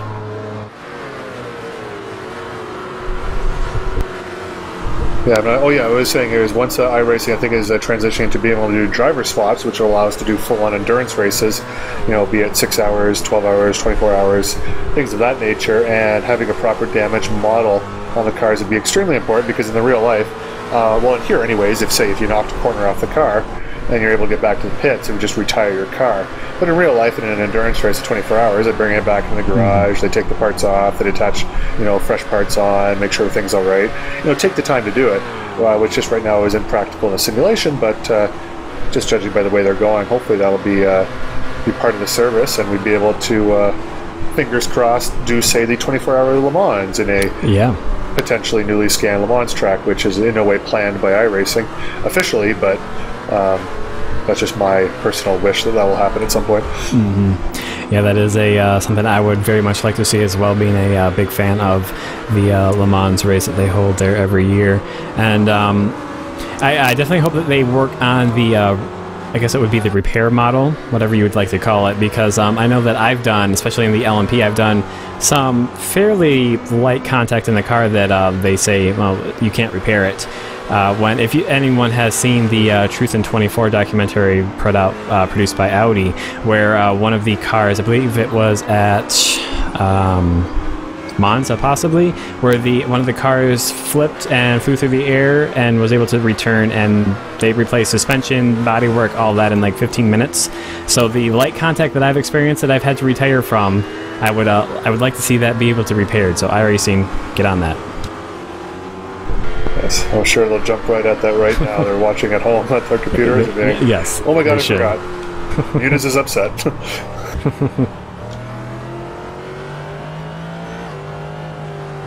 That's actually one of the benefits and the curse of the iRacing, is they've been able to do so much with what they have, and the simulation is so in depth that some things which sometimes seem easy are actually difficult, but some things which seem difficult are well, I wouldn't say easy for them, but it's actually like talking to our colleague Dan Crony here, who I mentioned before. He's created actually the software, the director software.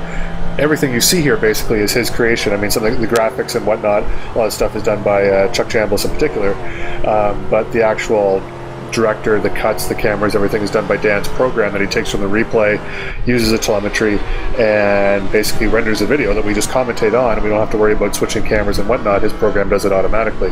So sometimes certain things that I'll talk to him about that seem easy to me are actually difficult for him, but then he'll say, well, how about this?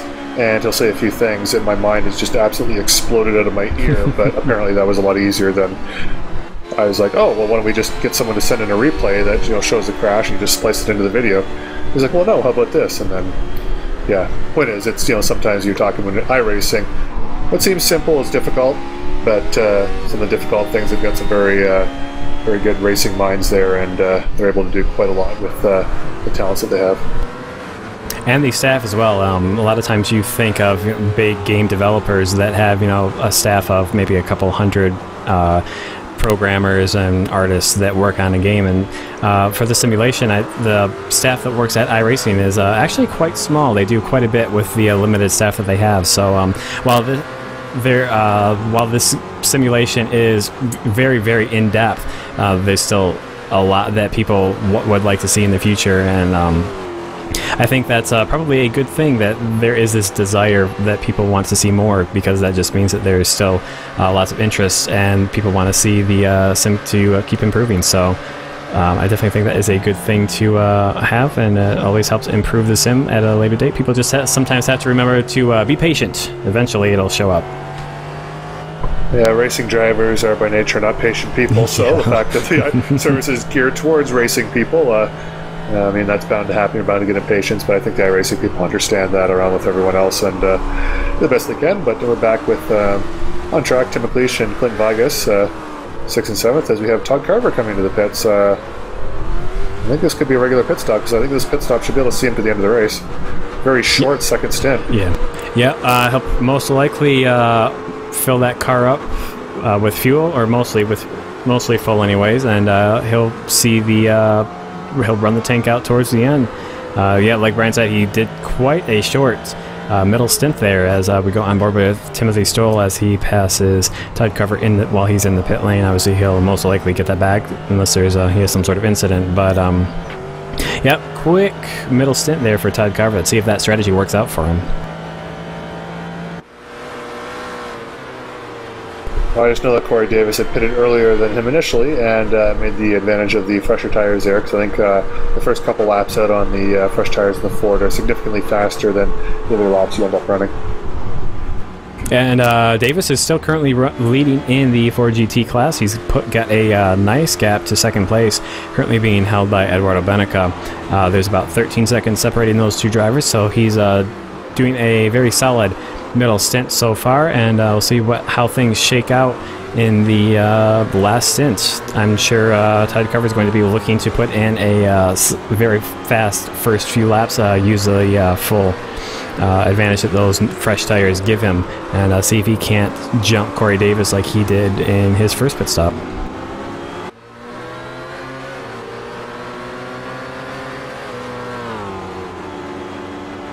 And I think this battle has been going on for about half an hour. I'm separated for a couple minutes by pit stops, but the two drivers, Clint Vigas and Tim McLeish, have been pretty much nose to tail for at least half the race so far.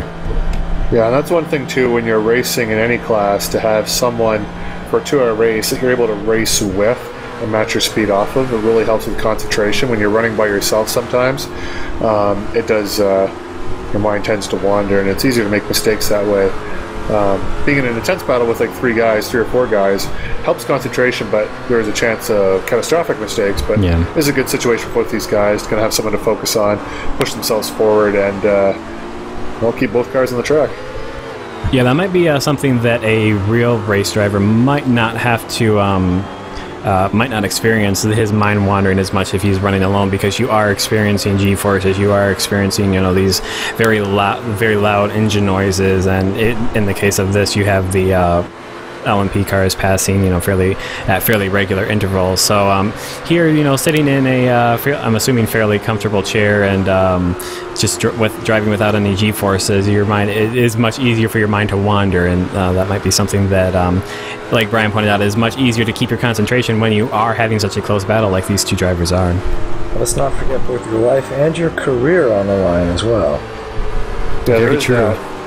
Although I do know from, not nearly the same speed, from kart racing, there have been times where I've been yawning mid-race because I've had like a 20-second lead and no one's really challenging me, and mine starts to water, and lucky those times I'm still able to hit my marks and whatnot, but yeah, you definitely, there's one thing I noticed in real life racing that you definitely do not get in iRacing is such a hyper sense of reality that while you're driving, I mean, definitely things are happening in real time and you're reacting to everything, but if you were to think back of, like, say you're driving to work in the morning, maybe certain things, you maybe saw something you're driving to work, you'll kind of remember it at real time, but when you remember things that you did in a race car, I always found that I can remember things in such detail that maybe 5 seconds seem to have happened over like 30 seconds. You can kind of remember in that sort of like hyper reality detail just because of all the stimuli you have to process in a very, very short amount of time.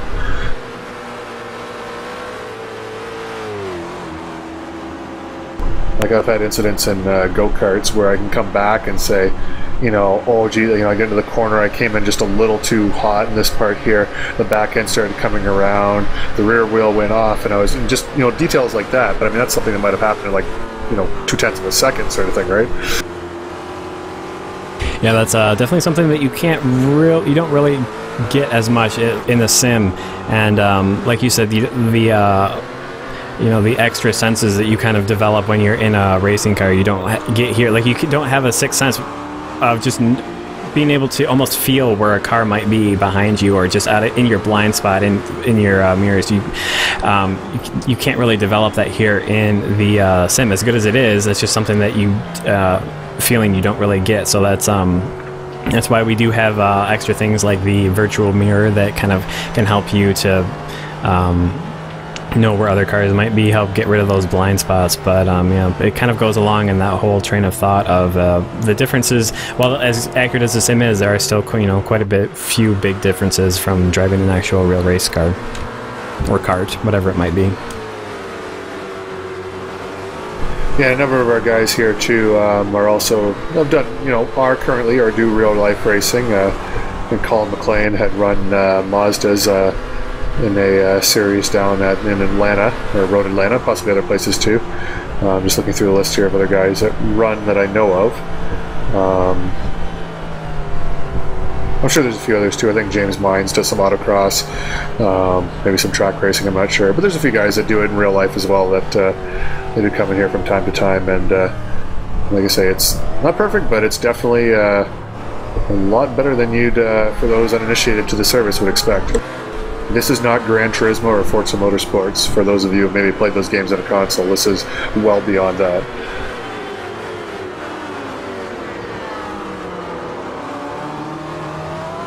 You can see that is Jules Moret just behind these two Ford GTs, and you can see Jerry Morsdorf, who was challenging, putting a lot of pressure on Moret not too long ago, has dropped back a little bit, so their battle has slowed down for the moment, but the battle between Vegas and McLeish still very, very intense. Now that we're down to about 41 minutes left in the race, the battling has slowed down quite a bit, as you kind of expect things to happen in an endurance race. This is the part where you need to make sure you keep your focus, and that you can just make sure you finish the race, not make a mistake that puts you out and damages the car, because right now you've already put in more than a normal ISRA race, and to lose it now is quite disappointing.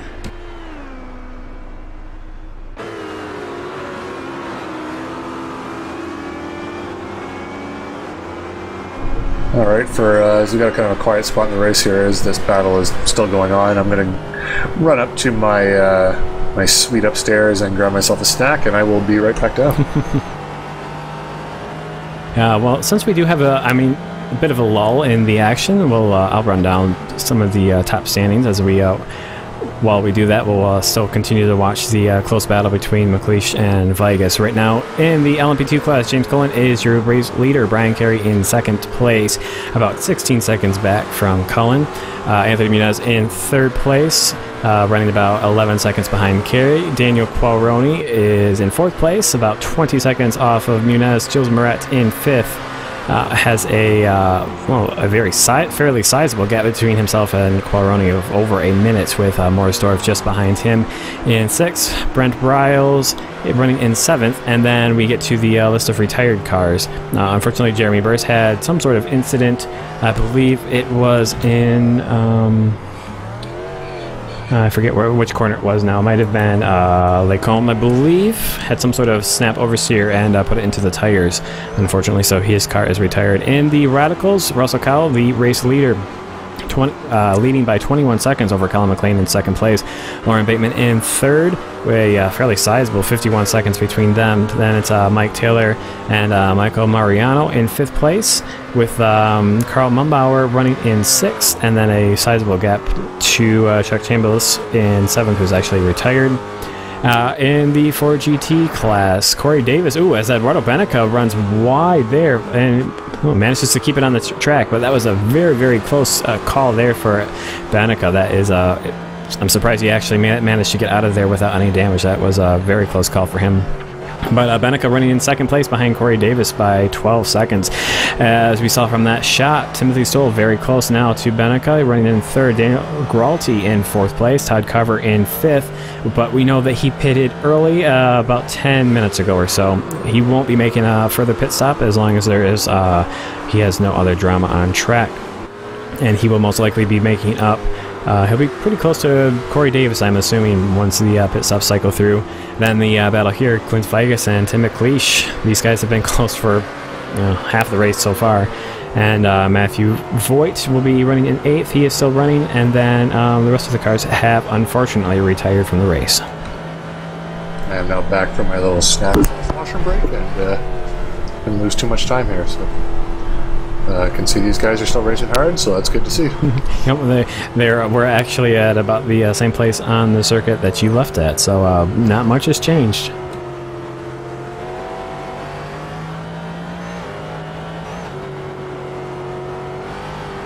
I'm just having a nice tasty Portuguese roll right now, so don't mind me.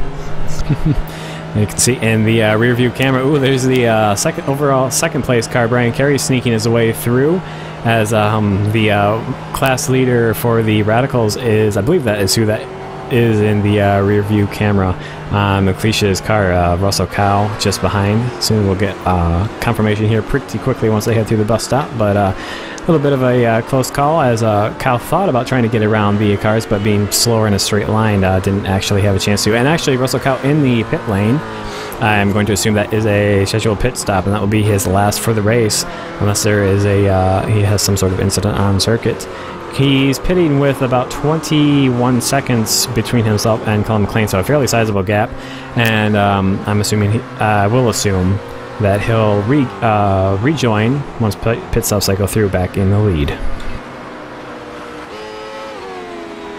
And here's Colin McLean right now. You can see him right there, getting by the number 22 of Russell Cowell as he makes his way towards the second half of the pit lane. You can see him right there on the little service road that they cone off for the endurance races.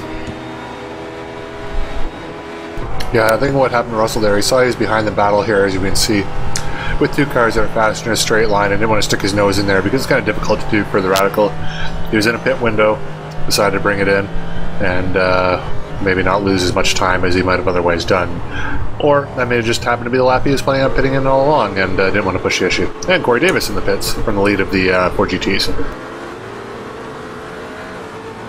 Yeah, he seemed to have the pace over Eduardo Benica. He pitted, of course, Benica passing now, but he was about 12 seconds in front of Benica when he entered the pit lane.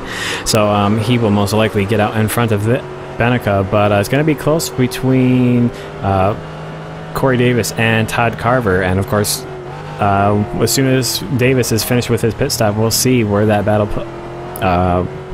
how that battle finishes, I guess, as Todd Carver is going to be pretty close to him as he comes out of the pit lane.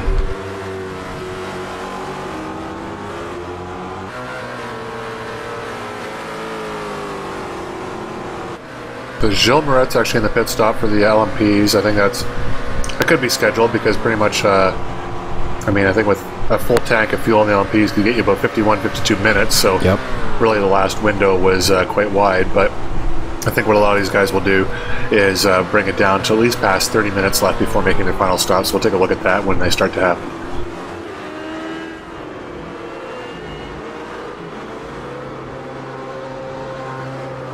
And I hear a slow LMP. That must be Gilles Moret in the pit lane right now. Can hear that. It's a very distinct hum that the LMP gives off when you have the pit lane or pit speed limiter turned on. So that is indeed Moret as these two drivers pass. And we'll take a look at Lauren Bateman. We haven't seen a whole lot of him this race. He's running in third place, and he is within, well, under a second now of Russell Cow. And you see Cow, through this section, he is being held up. I believe that is Timothy Stoll. It is indeed the distinctive Turn 1 Heroes livery on the that Ford GT. And now this is a battle for, well, it's not really a battle because Russell Cow has already made his pit stop. But if Bateman gets by, he could potentially erode some of the gap that Russell Cow had built up over Colin McLean.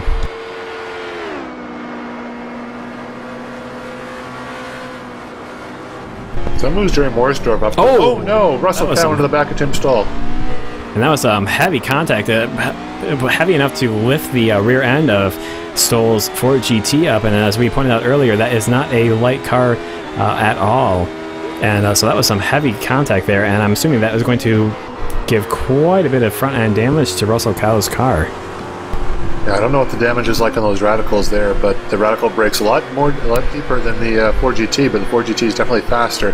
So I think Russell was trying to make a pass there and got their wires crossed and ended up in the back of him. Yeah, and luckily that he might have had a bit of more of an advantage if, for instance, the Ford GT did that, because the nose is much taller. The front of the radicals is, almost like a wedge design, similar to the, I guess, the Daytona prototype. So maybe he might have got away with that one. It's just depending on if he damaged an aero. I'm assuming he probably avoided suspension damage, because it would have to, you'd have to do some fairly serious body work to actually get to the front tires. So he might have got away with that one, but still, that was a pretty hard hit to get the rear of Timothy Stoll's car airborne like that. Yeah, but I'm impressed with how it looked. They did a good job. I don't know if it was just a complete accident, but it looked realistic. I mean, that's probably what would have happened. Yeah, for the most part, the iRacing crashes are mostly realistic up to the damage part of things. Sometimes you'll see some funky physics happen in there for things they don't anticipate. Seeing cars get launched 30 feet into the air for no reason, but... Yeah, the rolling physics I find not quite realistic. I think the cars roll a little bit too much once they get started. But yeah, the actual collision damages, or the collision physics, are quite good. And as you can see here, McLeish, very wide run through Eau Rouge there. Did not quite get his line just right. And well, it's flat out in the LMPs. It's definitely not flat out in the Ford GTs, and you really got to pick your line and your speed through there. And Tim went in a little too quickly and ran up and compromised his exit a little bit. I won't say too much, because he doesn't seem to have lost touch with Clint. Yeah, luckily there is so much runoff area there. Oh, and this is shot of Russell Cow. Looks like a brand new car. It does. So obviously the damage not affecting him all that much, and he is right behind Lauren Bateman. So obviously damage really not, or I guess there is no damage on that car. But just back to the Ford GTs, they are very much on edge heading through that Eau Rouge section. So it is very easy to get it wrong. If you catch a curb on the right hand corner of that, you can easily throw yourself into one of the barriers there. But luckily there is all that runoff that you can use on the exit of or at the top of the hill. And luckily for him, there was no car exiting the pit lane at that moment. Actually, as far as damage too, looking at Timothy Stoll, he's actually closed up quite a bit on Eduardo Benica for the lead. So looks like his car is doing all right as it is. Just a lot of bruised eagles and soiled underpants on that one. Yeah, I guess both of those guys were very, very lucky that they didn't get any sort of damage because of that incident.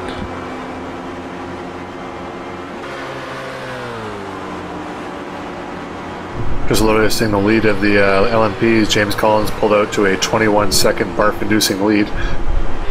That seems to be pulling away quite easily for him, so his run through the field there, notwithstanding a very, very strong debut showing in the LMP for our previous Cadillac and Ford GT champion last time he ran that car.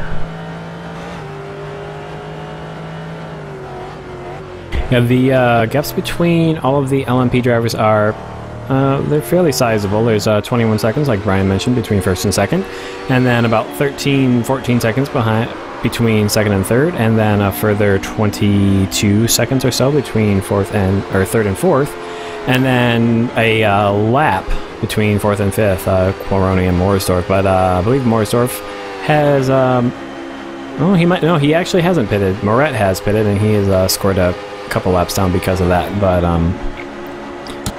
actually Moret is a couple laps down now. I wonder if he had an incident, because he's further down than he should be, I think. Yeah, him and Morsdorf are right together, and I think we saw him in the pits before, and I think he was in there for some time. Well, Morsdorf is a lap down further than, or Gilles Moret is a lap further down than Jerry Morsdorf is, so he might have. He's not being shown in the pit lane, so he might have retired. He's 2 laps down further than Jerry Morsdorf right now. He is, yeah. So, and he just went that second lap down. So he looks like Gilles Moret has unfortunately had to retire. That's giving a good showing for Jerry Morsdorf, though, because he is currently running in P5 for the LMP2 class. I mean, he's quite a ways off of the 4th place car of Daniel Quaroni, but that's a strong showing for Jerry Morsdorf.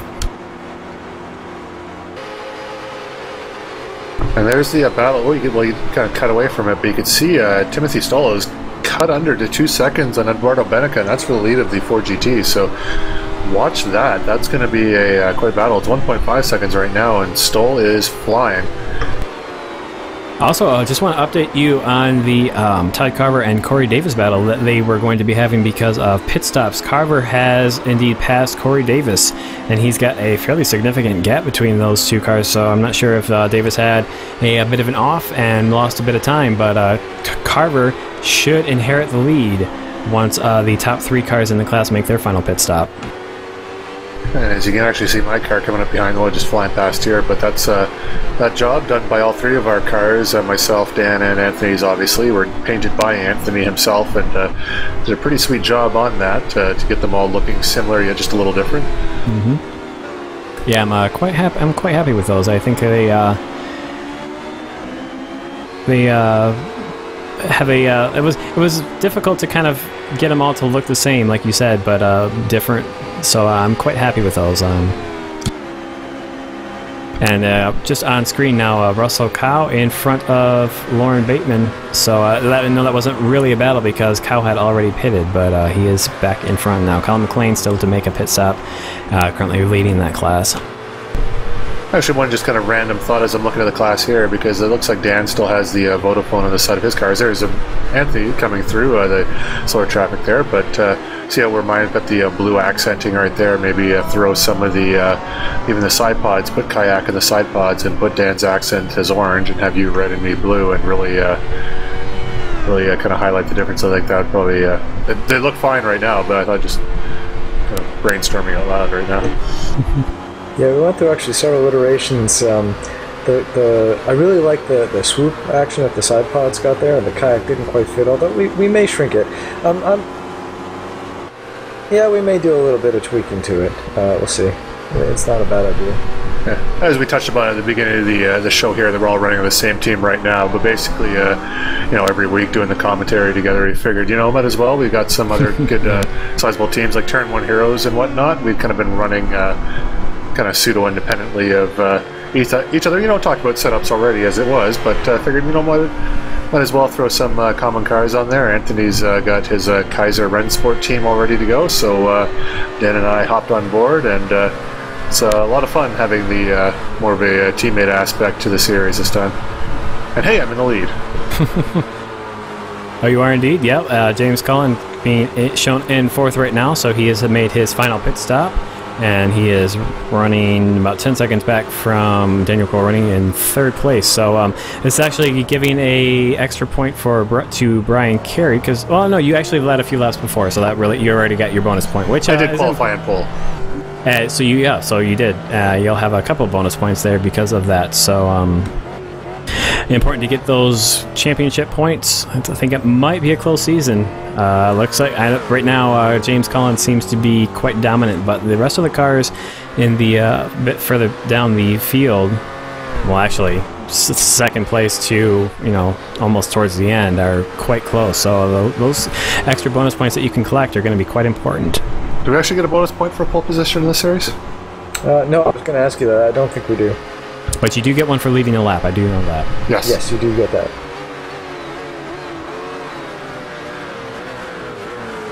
That was one of those things too. It's kind of funny because I'd always seem to, in some of the other classes too, take my first pit stop longer than some of the leaders, and just almost unintentionally grab myself that extra bonus point for leading a lap. But that just happened to be the strategy I felt most comfortable with. I never had the intention of doing that just to lead a lap. But Dan is in the pits right now. There's James Cullen in 56.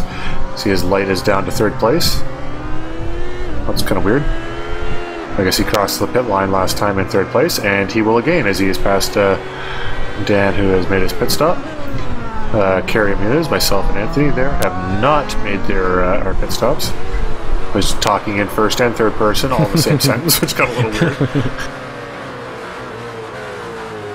Yep, our pit strategy decided to take the middle stint to a fairly lengthy distance and then run a short final one.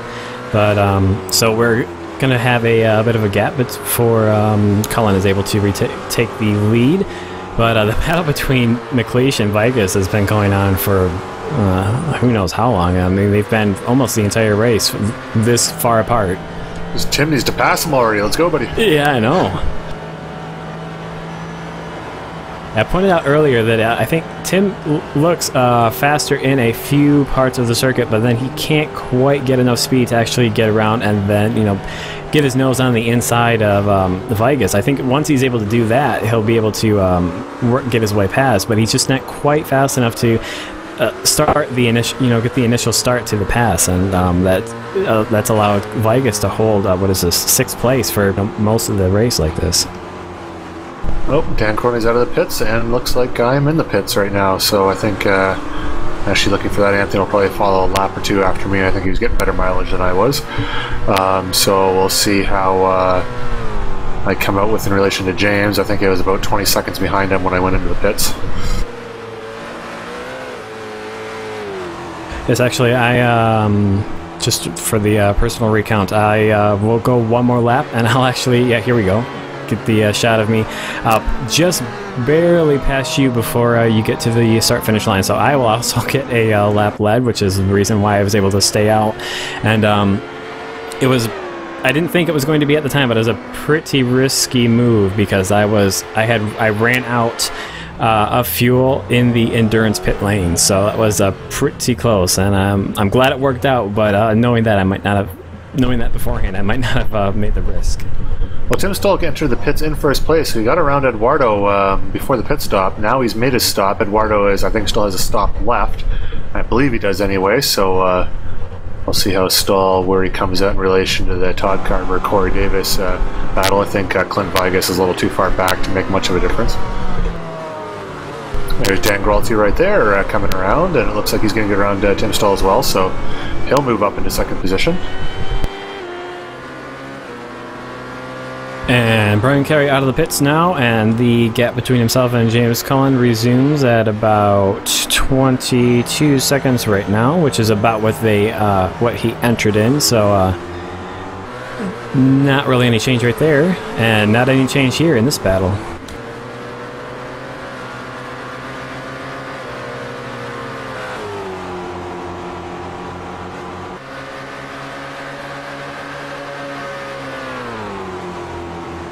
Still love the steam whistle. I really wish I had some steam whistle. Hey, see, advertising does work. Yeah, no, actually, it's a funny thing because one of my good buddies from college, before he came there, when Steam Whistle first opened, he gave tours and whatnot at the Steam Whistle factory. So our first few weeks, he had these coupons that allowed him to buy 12 packs. I think he had 7 or 8 of them. So we drank that for I'd like to say quite some time, but really it was probably like a week, a couple weekends anyway. And one of those weekends ended with us being locked out of my apartment and me having to pick him up by the feet and toss him into my second floor balcony to go through the window. True story. While holding a pizza, never dropped the pizza. That is being very resourceful right there. Worked hard. It took a long time to get that pizza. We're not going to drop it. We're hungry. There's Anthony Muniz in the pits there, so he relinquishes the lead back to Cullen, as you can see on track right now. So James Cullen officially back in the lead with just under 20 minutes left. And he's got a pretty solid helmet there, and the inside of his car looks alright. And like I say, I can't wait for that for Mid-Ohio to roll around where they've got the updated paint schemes coming up there. Like I mentioned before, the McLarens would go with the classic orange, you know, back in the old Bruce McLaren, the original days. Yep. You know, Lotus for, you know, whatever, they'll go back to, you know, maybe like the old Lotus 49 colors and whatnot, or, you know, or the classic colors they have right now. But Turn 1 Heroes decided to, they went a different route. We'll just go that way. Oh, there goes Clint Vigas off the track there. I was hoping that Tim McLeish might get a chance to pounce on that, but there's a, you know, right-left corner here, so he's not going to be able to do it here. Yeah, Vigas actually able to keep a good amount of speed there even after jumping that curb, which is actually can be quite dangerous. It's possible to really lose the back end of the car there if you jump that curb. So that was a good recovery there for Vigas to maintain his speed. Looks like Tim McLeish is going to have a run here as they head down towards Blanchimont. Come on, you can do it. Oh, don't break. Oh, come on. Come on, Tim. Throw it in there. Do it. Do it, Tim. I don't think he's going to do it, guys. No.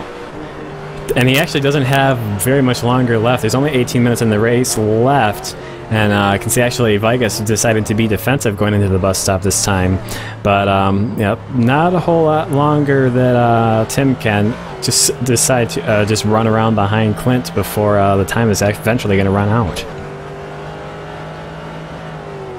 It is good for us to watch, though, but like I say, hopefully, you know, come get some side-by-side action or something like that.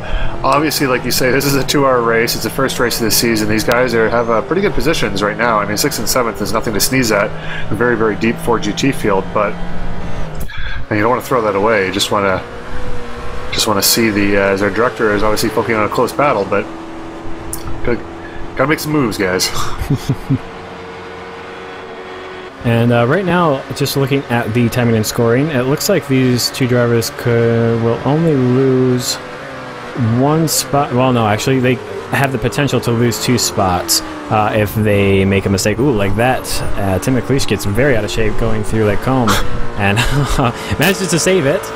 Luckily, didn't spin the rear tires on the grass there, but he loses a bit of time there to Clint Vigas. It might actually be a blessing in disguise because, like you say, when he's been stuck behind him under his rear wing that entire time, it's really hard to get a run and get a momentum pass. He just kind of stuck there at his speed. But maybe he's got the gap now. Maybe he can close the gap down and use that momentum to take a run and make a pass into one of these corners. As Tim Stoll there, he's about 2 seconds behind Corey Davis. So Tim's been moving pretty steadily up the field as our newcomer Corey Davis is currently running in 4th position, but still running very, very solidly. He is indeed, and unfortunately he's basically lost touch with Todd Carver. There's about 17 seconds separating them, so he has obviously had some sort of incident on the circuit that's caused him to lose a decent amount of time to Todd Carver, because as you know, at one point the gap was about 3 seconds, and Corey Davis was in front of Todd Carver, so unfortunately he has lost touch with that, but Corey Davis still having a strong first debut race in the GTC, and looking to see if he can't hold on to that 4th position. Yeah, as you mentioned before, we do have a clean driver award, which is the fewest incident points. And here at Spa, basically, as you can see right there, that's an incident point right there because he put all 4 wheels off the track. But watching Tim Stoll driving around the track there, he's having none of this incident point stuff. He doesn't care what he gets. He is using every inch of available grip. It looks like he's getting about 3 or 4 incident points per lap. So That's I don't think Tim's getting himself an LCD display at the end of the season. Yeah, and like you mentioned 4 wheels going off, but here at Spa it's particularly difficult, or I guess rather easy, to get a off-track incident. You barely have to even put 2 wheels off the circuit and you'll get one of those points. This is probably the most harsh track for that. Not exactly sure what the reasoning behind that is, but I don't think anyone came away here with 0 incident points. No, you kind of try to minimize your damage here. I think, I don't remember what I got, but I kept it relatively low, but not as low as 0. I did last season in the Daytona prototype at VIR, which is another one of those tracks that's very difficult. I ended that race with 0 incident points, which is probably one of my proudest moments in iRacing. I'm going to cheat a little bit and tell you who... Oh, Tim. Oh, but Tim not ready to pounce. Okay, continue on. I thought that was going to be something, but it turned out it wasn't. I was just going to cheat a little bit and look at the final incident results just to let you know who finished, because we probably won't have a chance at the end of the race. It's actually the lowest incident points was done by Jerry Morsdorf with 6. A couple guys were still in single digits, like Lauren Bateman. Oh, actually, Russell Cow had 5. Excuse me, Russell Cow had 5. Jerry Morsdorf had 6. Brian Carey, who had 8. So very, very good job to stay in the single digits. If you can stay in single digits, that's quite an accomplishment here at Spa. Yeah, a lot of the tracks, I'd like to point out here, you can see that green just on the other side of the curb there. Yeah. Basically, in a lot of tracks too, like say Brands Hatch, for instance, you can put all 4 wheels on that green, no incidents at all, everything's fine. Here at Spa, if you barely get those 2 wheels on top of that, you're going to get a 1X. And just the nature of the track and like how fast it is, you're pushing hard. It's just the threshold is so much lower here. Plus, there's so many corners here, and it is a difficult track to drive, so see if I get an incident point right now as I go around these guys. Well, nice run around the outside going into the bus stop, and because the Ford GTs brake quite a bit earlier than the LMP prototypes, you easily able to go around the outside there. Just for, we just went around who had the lowest. Let's go through who had the most incident points. And top of the incident point charts was Eduardo Benica with 108. And not far behind was Timothy Stoll with 104. So just to let you guys know at home, how this works is you get 1 incident point for every time you put wheels off the track, but you keep the car pointing in the right direction. So on the grass or just off the edge or things of that nature. If you lose control and spin the car, you'll get 2 incident points for that spin. And if you make contact with their car, well, relatively significant contact in their car, you'll get 4 incident points for that contact. So that's how it's weighted out. Occasionally you might get a 0x, which is just kind of like a warning incident. Normally, like you came a little too close to another car and you had a tiny little bump that was kind of insignificant. But it's 1 for an off track, 2 for a spin, or contact with the wall, and 4 for contact with another car. And I'm guessing with Eduardo and Tim, for the most part, those were mostly 1Xs. I'm pretty sure Tim and Russell Cow there, you can see in the radical just up ahead there, probably got both 4X for that contact we saw at the bus stop. But most of those for Tim and for Eduardo would probably be the 1X variety. Yeah, and it's so easy to do here, like you pointed out. I mean, you barely have to go like that. Could have possibly been a 1X there for Clint Legacy. He just got a little bit off of the rumble strips that they have there on the outside of Pouon, and that it could easily be a 1X there for him. So you just, taking that reference, that's how easy it is to get a 1X here at Spa, and that really hurts your chances for getting the clean driver award here. I think we might have mentioned it in a previous broadcast, but it is a little bit different structure now. You can score a point by having 0 incidents. Also, you will score a point if you are have the lowest amount of incident points in your class. So even if you don't score 0, if you have 1 or 2, you'll still score a point. So in this case, Jerry Morsdorf will have 1 because he had the lowest in the class for the LMPs, 2, and Russell Cow would have 1 for lowest in the class of the Radicals. So nobody got 1 for having a 0X, but they will have 1 for having the lowest in the class. And also we do have tiebreakers are we do have a tiebreaker for the amount of corners per incident. So each corner of the track is kind of how they calculate your rating. So obviously the higher your corners per incident, the safer driver you are overall. And that wasn't really something that factored in before, so you saw more of that 100-plus incident points in a race, because once you got one, whether you got 1 or 100, it didn't matter. You didn't get an incident, or you didn't get a bonus point. So changed a little bit now, so that the best in each class, I think it's a little bit more helpful. Encourages guys to focus a little bit more on that and running a cleaner race. That being said, most of the drivers in here are very clean drivers, and those 1Xs of them just going off the track aren't indicative of being a clean or a dirty driver. It's just just throwing caution to the wind, and I mean, there's potential, I guess, to damage the car by doing that, but at the same time, iRacing's incident systems, in some cases, are very arbitrary, so... Yep, and unfortunately for Venica and Stoll, the very large number of points they got this race might very well cost them the Clean Driver Award at the end of the season if it comes down to a tiebreaker. Well, knowing Tim as I do, I don't know Eduardo as well, but knowing Tim as I do, I don't think he was in any danger of winning that Clean Driver Award at the end of the year anyway.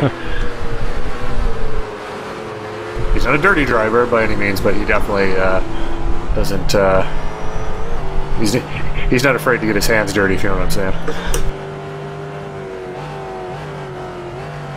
And now with under 10 minutes left in the race, Tim McLeish really needs to try and put a move here on Clint Vegas. I think he's had a couple opportunities. He's closed the gap. We saw the gap open a little bit, probably about 5 or 6 minutes ago. He's been able to close the gap, but he's not able to get by. And he's had a couple chances where Vegas has run a bit wide, but it just hasn't been in the right position to make the pass.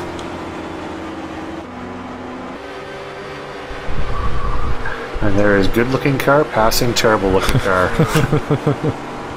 And this is actually turning into a battle for position, though, too. The 77 of Timothy Stoll in 5th place, and that is Corey Davis just in front in that red Texaco Ford GT.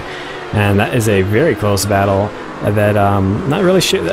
I guess that's kind of developed unnoticed to all of us. It's kind of cropped up here in the last couple of minutes. Actually, another thing that comes to mind when I look at that Turn 1 Heroes car, it's like a checkered flag in a referee's uniform had, mated and had, that's what came out of it.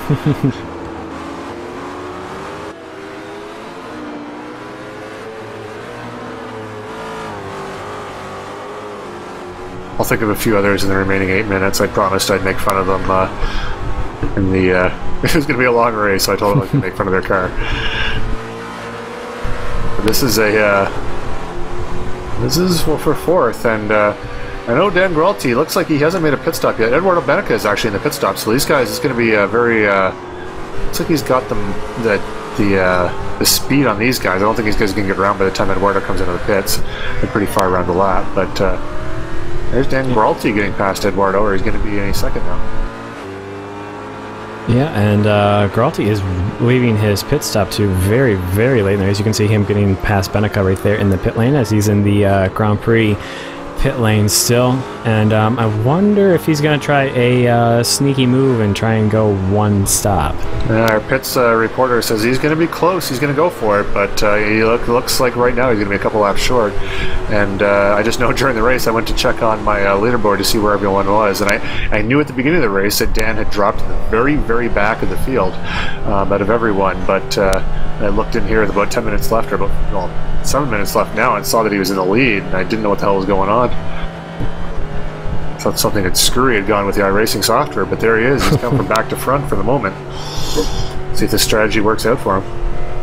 Yep, and Todd Carver is retaken 2nd place, so depending on what happens with Gralti, he could be back in the lead of the class. It's been quite a while since he's been in the lead because he pitted so early after his 2nd stint, but he's back up to 2nd. Corey Davis is still in front of Timothy Stoll. Timothy Stoll looked like he was on a charge and was going to be able to get past Davis pretty quickly, but the gap has opened up between them to close to a 2nd. And Davis doesn't have all that much longer in the race that he has to hold him off. So now is the time to do a lot of defensive driving and make his car as hard to pass as possible. Oh, and Tim McLeish into the pit lane, so he's not going to be able to make it to the end. Wow, that's unfortunate. Yeah, well, let's see. I don't know about Clint is. I don't know how his pit stop. They're pretty close together for most of the race, so I think Clint might have to make a pit stop. And like you were saying, Corey Davis running a ride car. As you can see them right now, Corey Davis just ahead of Tim Stahl. Eduardo Benica is not too far up the road, just 3 seconds ahead of Corey Davis. So, I mean, you know, a little bit of traffic here, a wheel off there, and perhaps Corey Davis could have a chance at the podium, sitting in 4th position right now.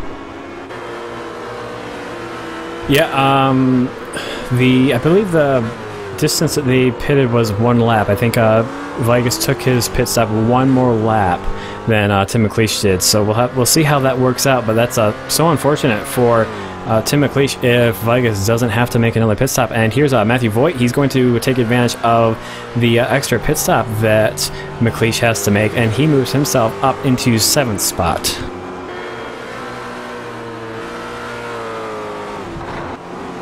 Yep, there goes another 1X there for Tim. Dirt kicked up for that one. Luckily the LMP falling behind, and that looks like that's Anthony there in the Kaiser Racing machine. Running in 3rd position right now, I might add. Kaiser Racing, your broadcasting crew, running 2nd, 3rd, and 4th at the moment with just under 5 minutes left, so that is good to see. And that did not look good for either one of those guys.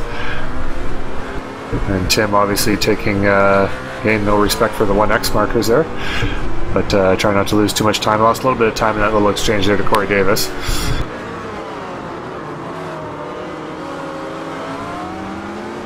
Goes again way to the outside, trying to get a good run off the corner here. That's a little alternative. I mean, I'll give you a 1X, but back in the day in Formula 1 there, when LaSource is profiled just a little bit differently, you'd see a lot of drivers take it all the way out to the wall or sometimes cut it short, and both were equally quick in their own way. It was just how your car was working. It's like multiple lines at an oval. Unfortunately, we don't see that anymore. They've reprofiled that corner quite a few times, and now it is more of a one-line corner, but Tim doing his best to say, screw that, I'm taking the outside. And if you've seen the Circuit de Spa-Francorchamps recently, you'll know that the corner that they've just gone through, Les Combes, is quite a bit different. Now, the actual structure of the corner is still the same, but instead of the grass and the bit of sand traps that they have there on the outside, that has been all repaved to just concrete with some fairly hefty speed humps that they have out there to stop cars or penalize cars for cutting the corner, which I'm sure a couple cars would have preferred if that concrete was out there, and that might have saved them a early retirement from the race. Yeah, it's just a little bit of extra area for, say, Pastor Maldonado to knock someone's car into. Want to give him as much space as possible to kind of show his talents there. And actually, this is Corey Davis is close now to Eduardo Benica. He might be able to catch him. Yeah, there he is, right there. He's only about 1.5 seconds ahead of Davis at the moment, and this is becoming close to a 3-way battle here, albeit a bit spread apart.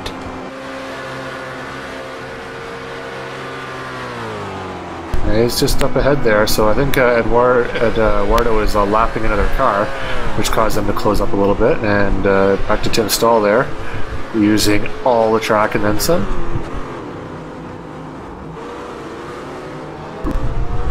Oh, wait, who's that? Is that Eduardo? Or is that, no, that's who's that? Ronald. I think that's Ronald Growing. However you say his last name. Yes. Groninger? 4GT? Yeah. Yes. I'm just trying to say his last name correctly. Gets a little bit caught up there, slower lapped car currently. It just got a little bit caught up there in the bus stop. And tried to stay out of the way as best he could and allow these guys to continue on.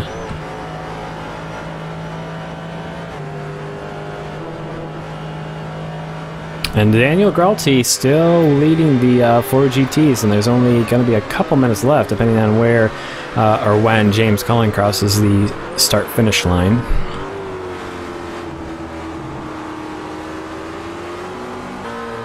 So yeah, this is probably the closest battle on the track right now. Just looking at the screens here, I don't see anything really. Yeah, basically Eduardo, Corey, and Tim are the what we should be looking at here. We're just watching Tim do his thing and just really pushing this car hard. That's I mean, well, it'd be better to see if the car looked better, but it's definitely cool to see him trying to run down Corey Davis there. This is 3rd, 4th, and 5th 4th and 5th looks like it's under more contention than the other one, as Corey has dropped back to 3 seconds. So I think the rightful order there, or gap there, has kind of reset itself after the traffic. And we have the white flag showing, so that means one more time. Well, these guys might have 2 more times around because of where they are when James Cullen crossed the start-finish line. So I think these guys will have 2 more times around. Yeah, 1 more when they get to the line, obviously. Yep. So that means that Daniel Gralty doesn't have much longer that he has to make it. He's in the pits right now. So Gralty's grand strategy to make up a bunch of time after having early dramas in the race didn't quite work out for him. He's going to have to make a late stop for a splash and it looks fuel. Like Clint Vigas is running slow there on the inside. Did he run out of fuel? I think he ran out of fuel because he didn't pit with Tim McLeish there. And that allows Matthew Voigt to go up into 6th place, and with Tim McLeish having to make the extra stop, and if Clint Vigas indeed did run out of fuel, that will move him up past Vigas finally after the entire race. Taking the lead over Dan Gralty, so we've got a new leader in the Ford GT. Todd Carver, after spending a lot of time mid-pack after various pit stop strategies, is back in the lead. And all of the drama happening in the Ford GT class because of different fuel strategies, or yeah, I can see just a quick splash of fuel there for Daniel Gralty. Right now he's being passed by Davis and Stoll, so he's going to rejoin in at least 5th place. Yeah, Matthew Voigt's way too far behind. Yeah, he's got well over a minute. So, but that very, very late stop for Gralty did help him out. He's up to 5th place. Davis is under some severe pressure. Stoll just about right on his back bumper. He's going to try and move on the inside going into Lacombe. Oh, there's a tap between both of them. Davis holds on to the spot. And it looks like that was the worst of it behind him. Oh, Clint Vigas is stopped. That is unfortunate for him. So James Cullen has actually taken the win in the LMP, so class win for James Cullen there. Clint Vigas, unfortunately, and hopefully he won't throw Mika Hakkinen spaz over there in the woods, but we got, there's Dan Gralty. He's in 5th position right now. He's going to try to make it home. That's an unfortunate pit stop for him, but he is only a second and a half behind Tim Stoll right now. And there's Brian Carey finishing in 2nd place after a fairly intense first stint that he put in. It was basically clean sailing there at the end, and well-deserved finish for Carey. And Matthew Voigt coming home to take the 6th position. So he probably won't show up there until Todd Carver comes around to take the checkered flag, but that's Matthew Voigt locked in 6th position. That means Dan Gralty's got at least 5th position, if not higher, if you can get around Tim Stoll. And there's Anthony Muniz coming around in 3rd place. So good finish for the Kaiser Rennsport. Looks like Dan Crony, our mate there, is coming home in 4th. So it looks like 2-3-4 is the way to go. There's Lauren Bateman. That's going to lock in 3rd place for him. And they're still waiting for Russell Cow to come across the line.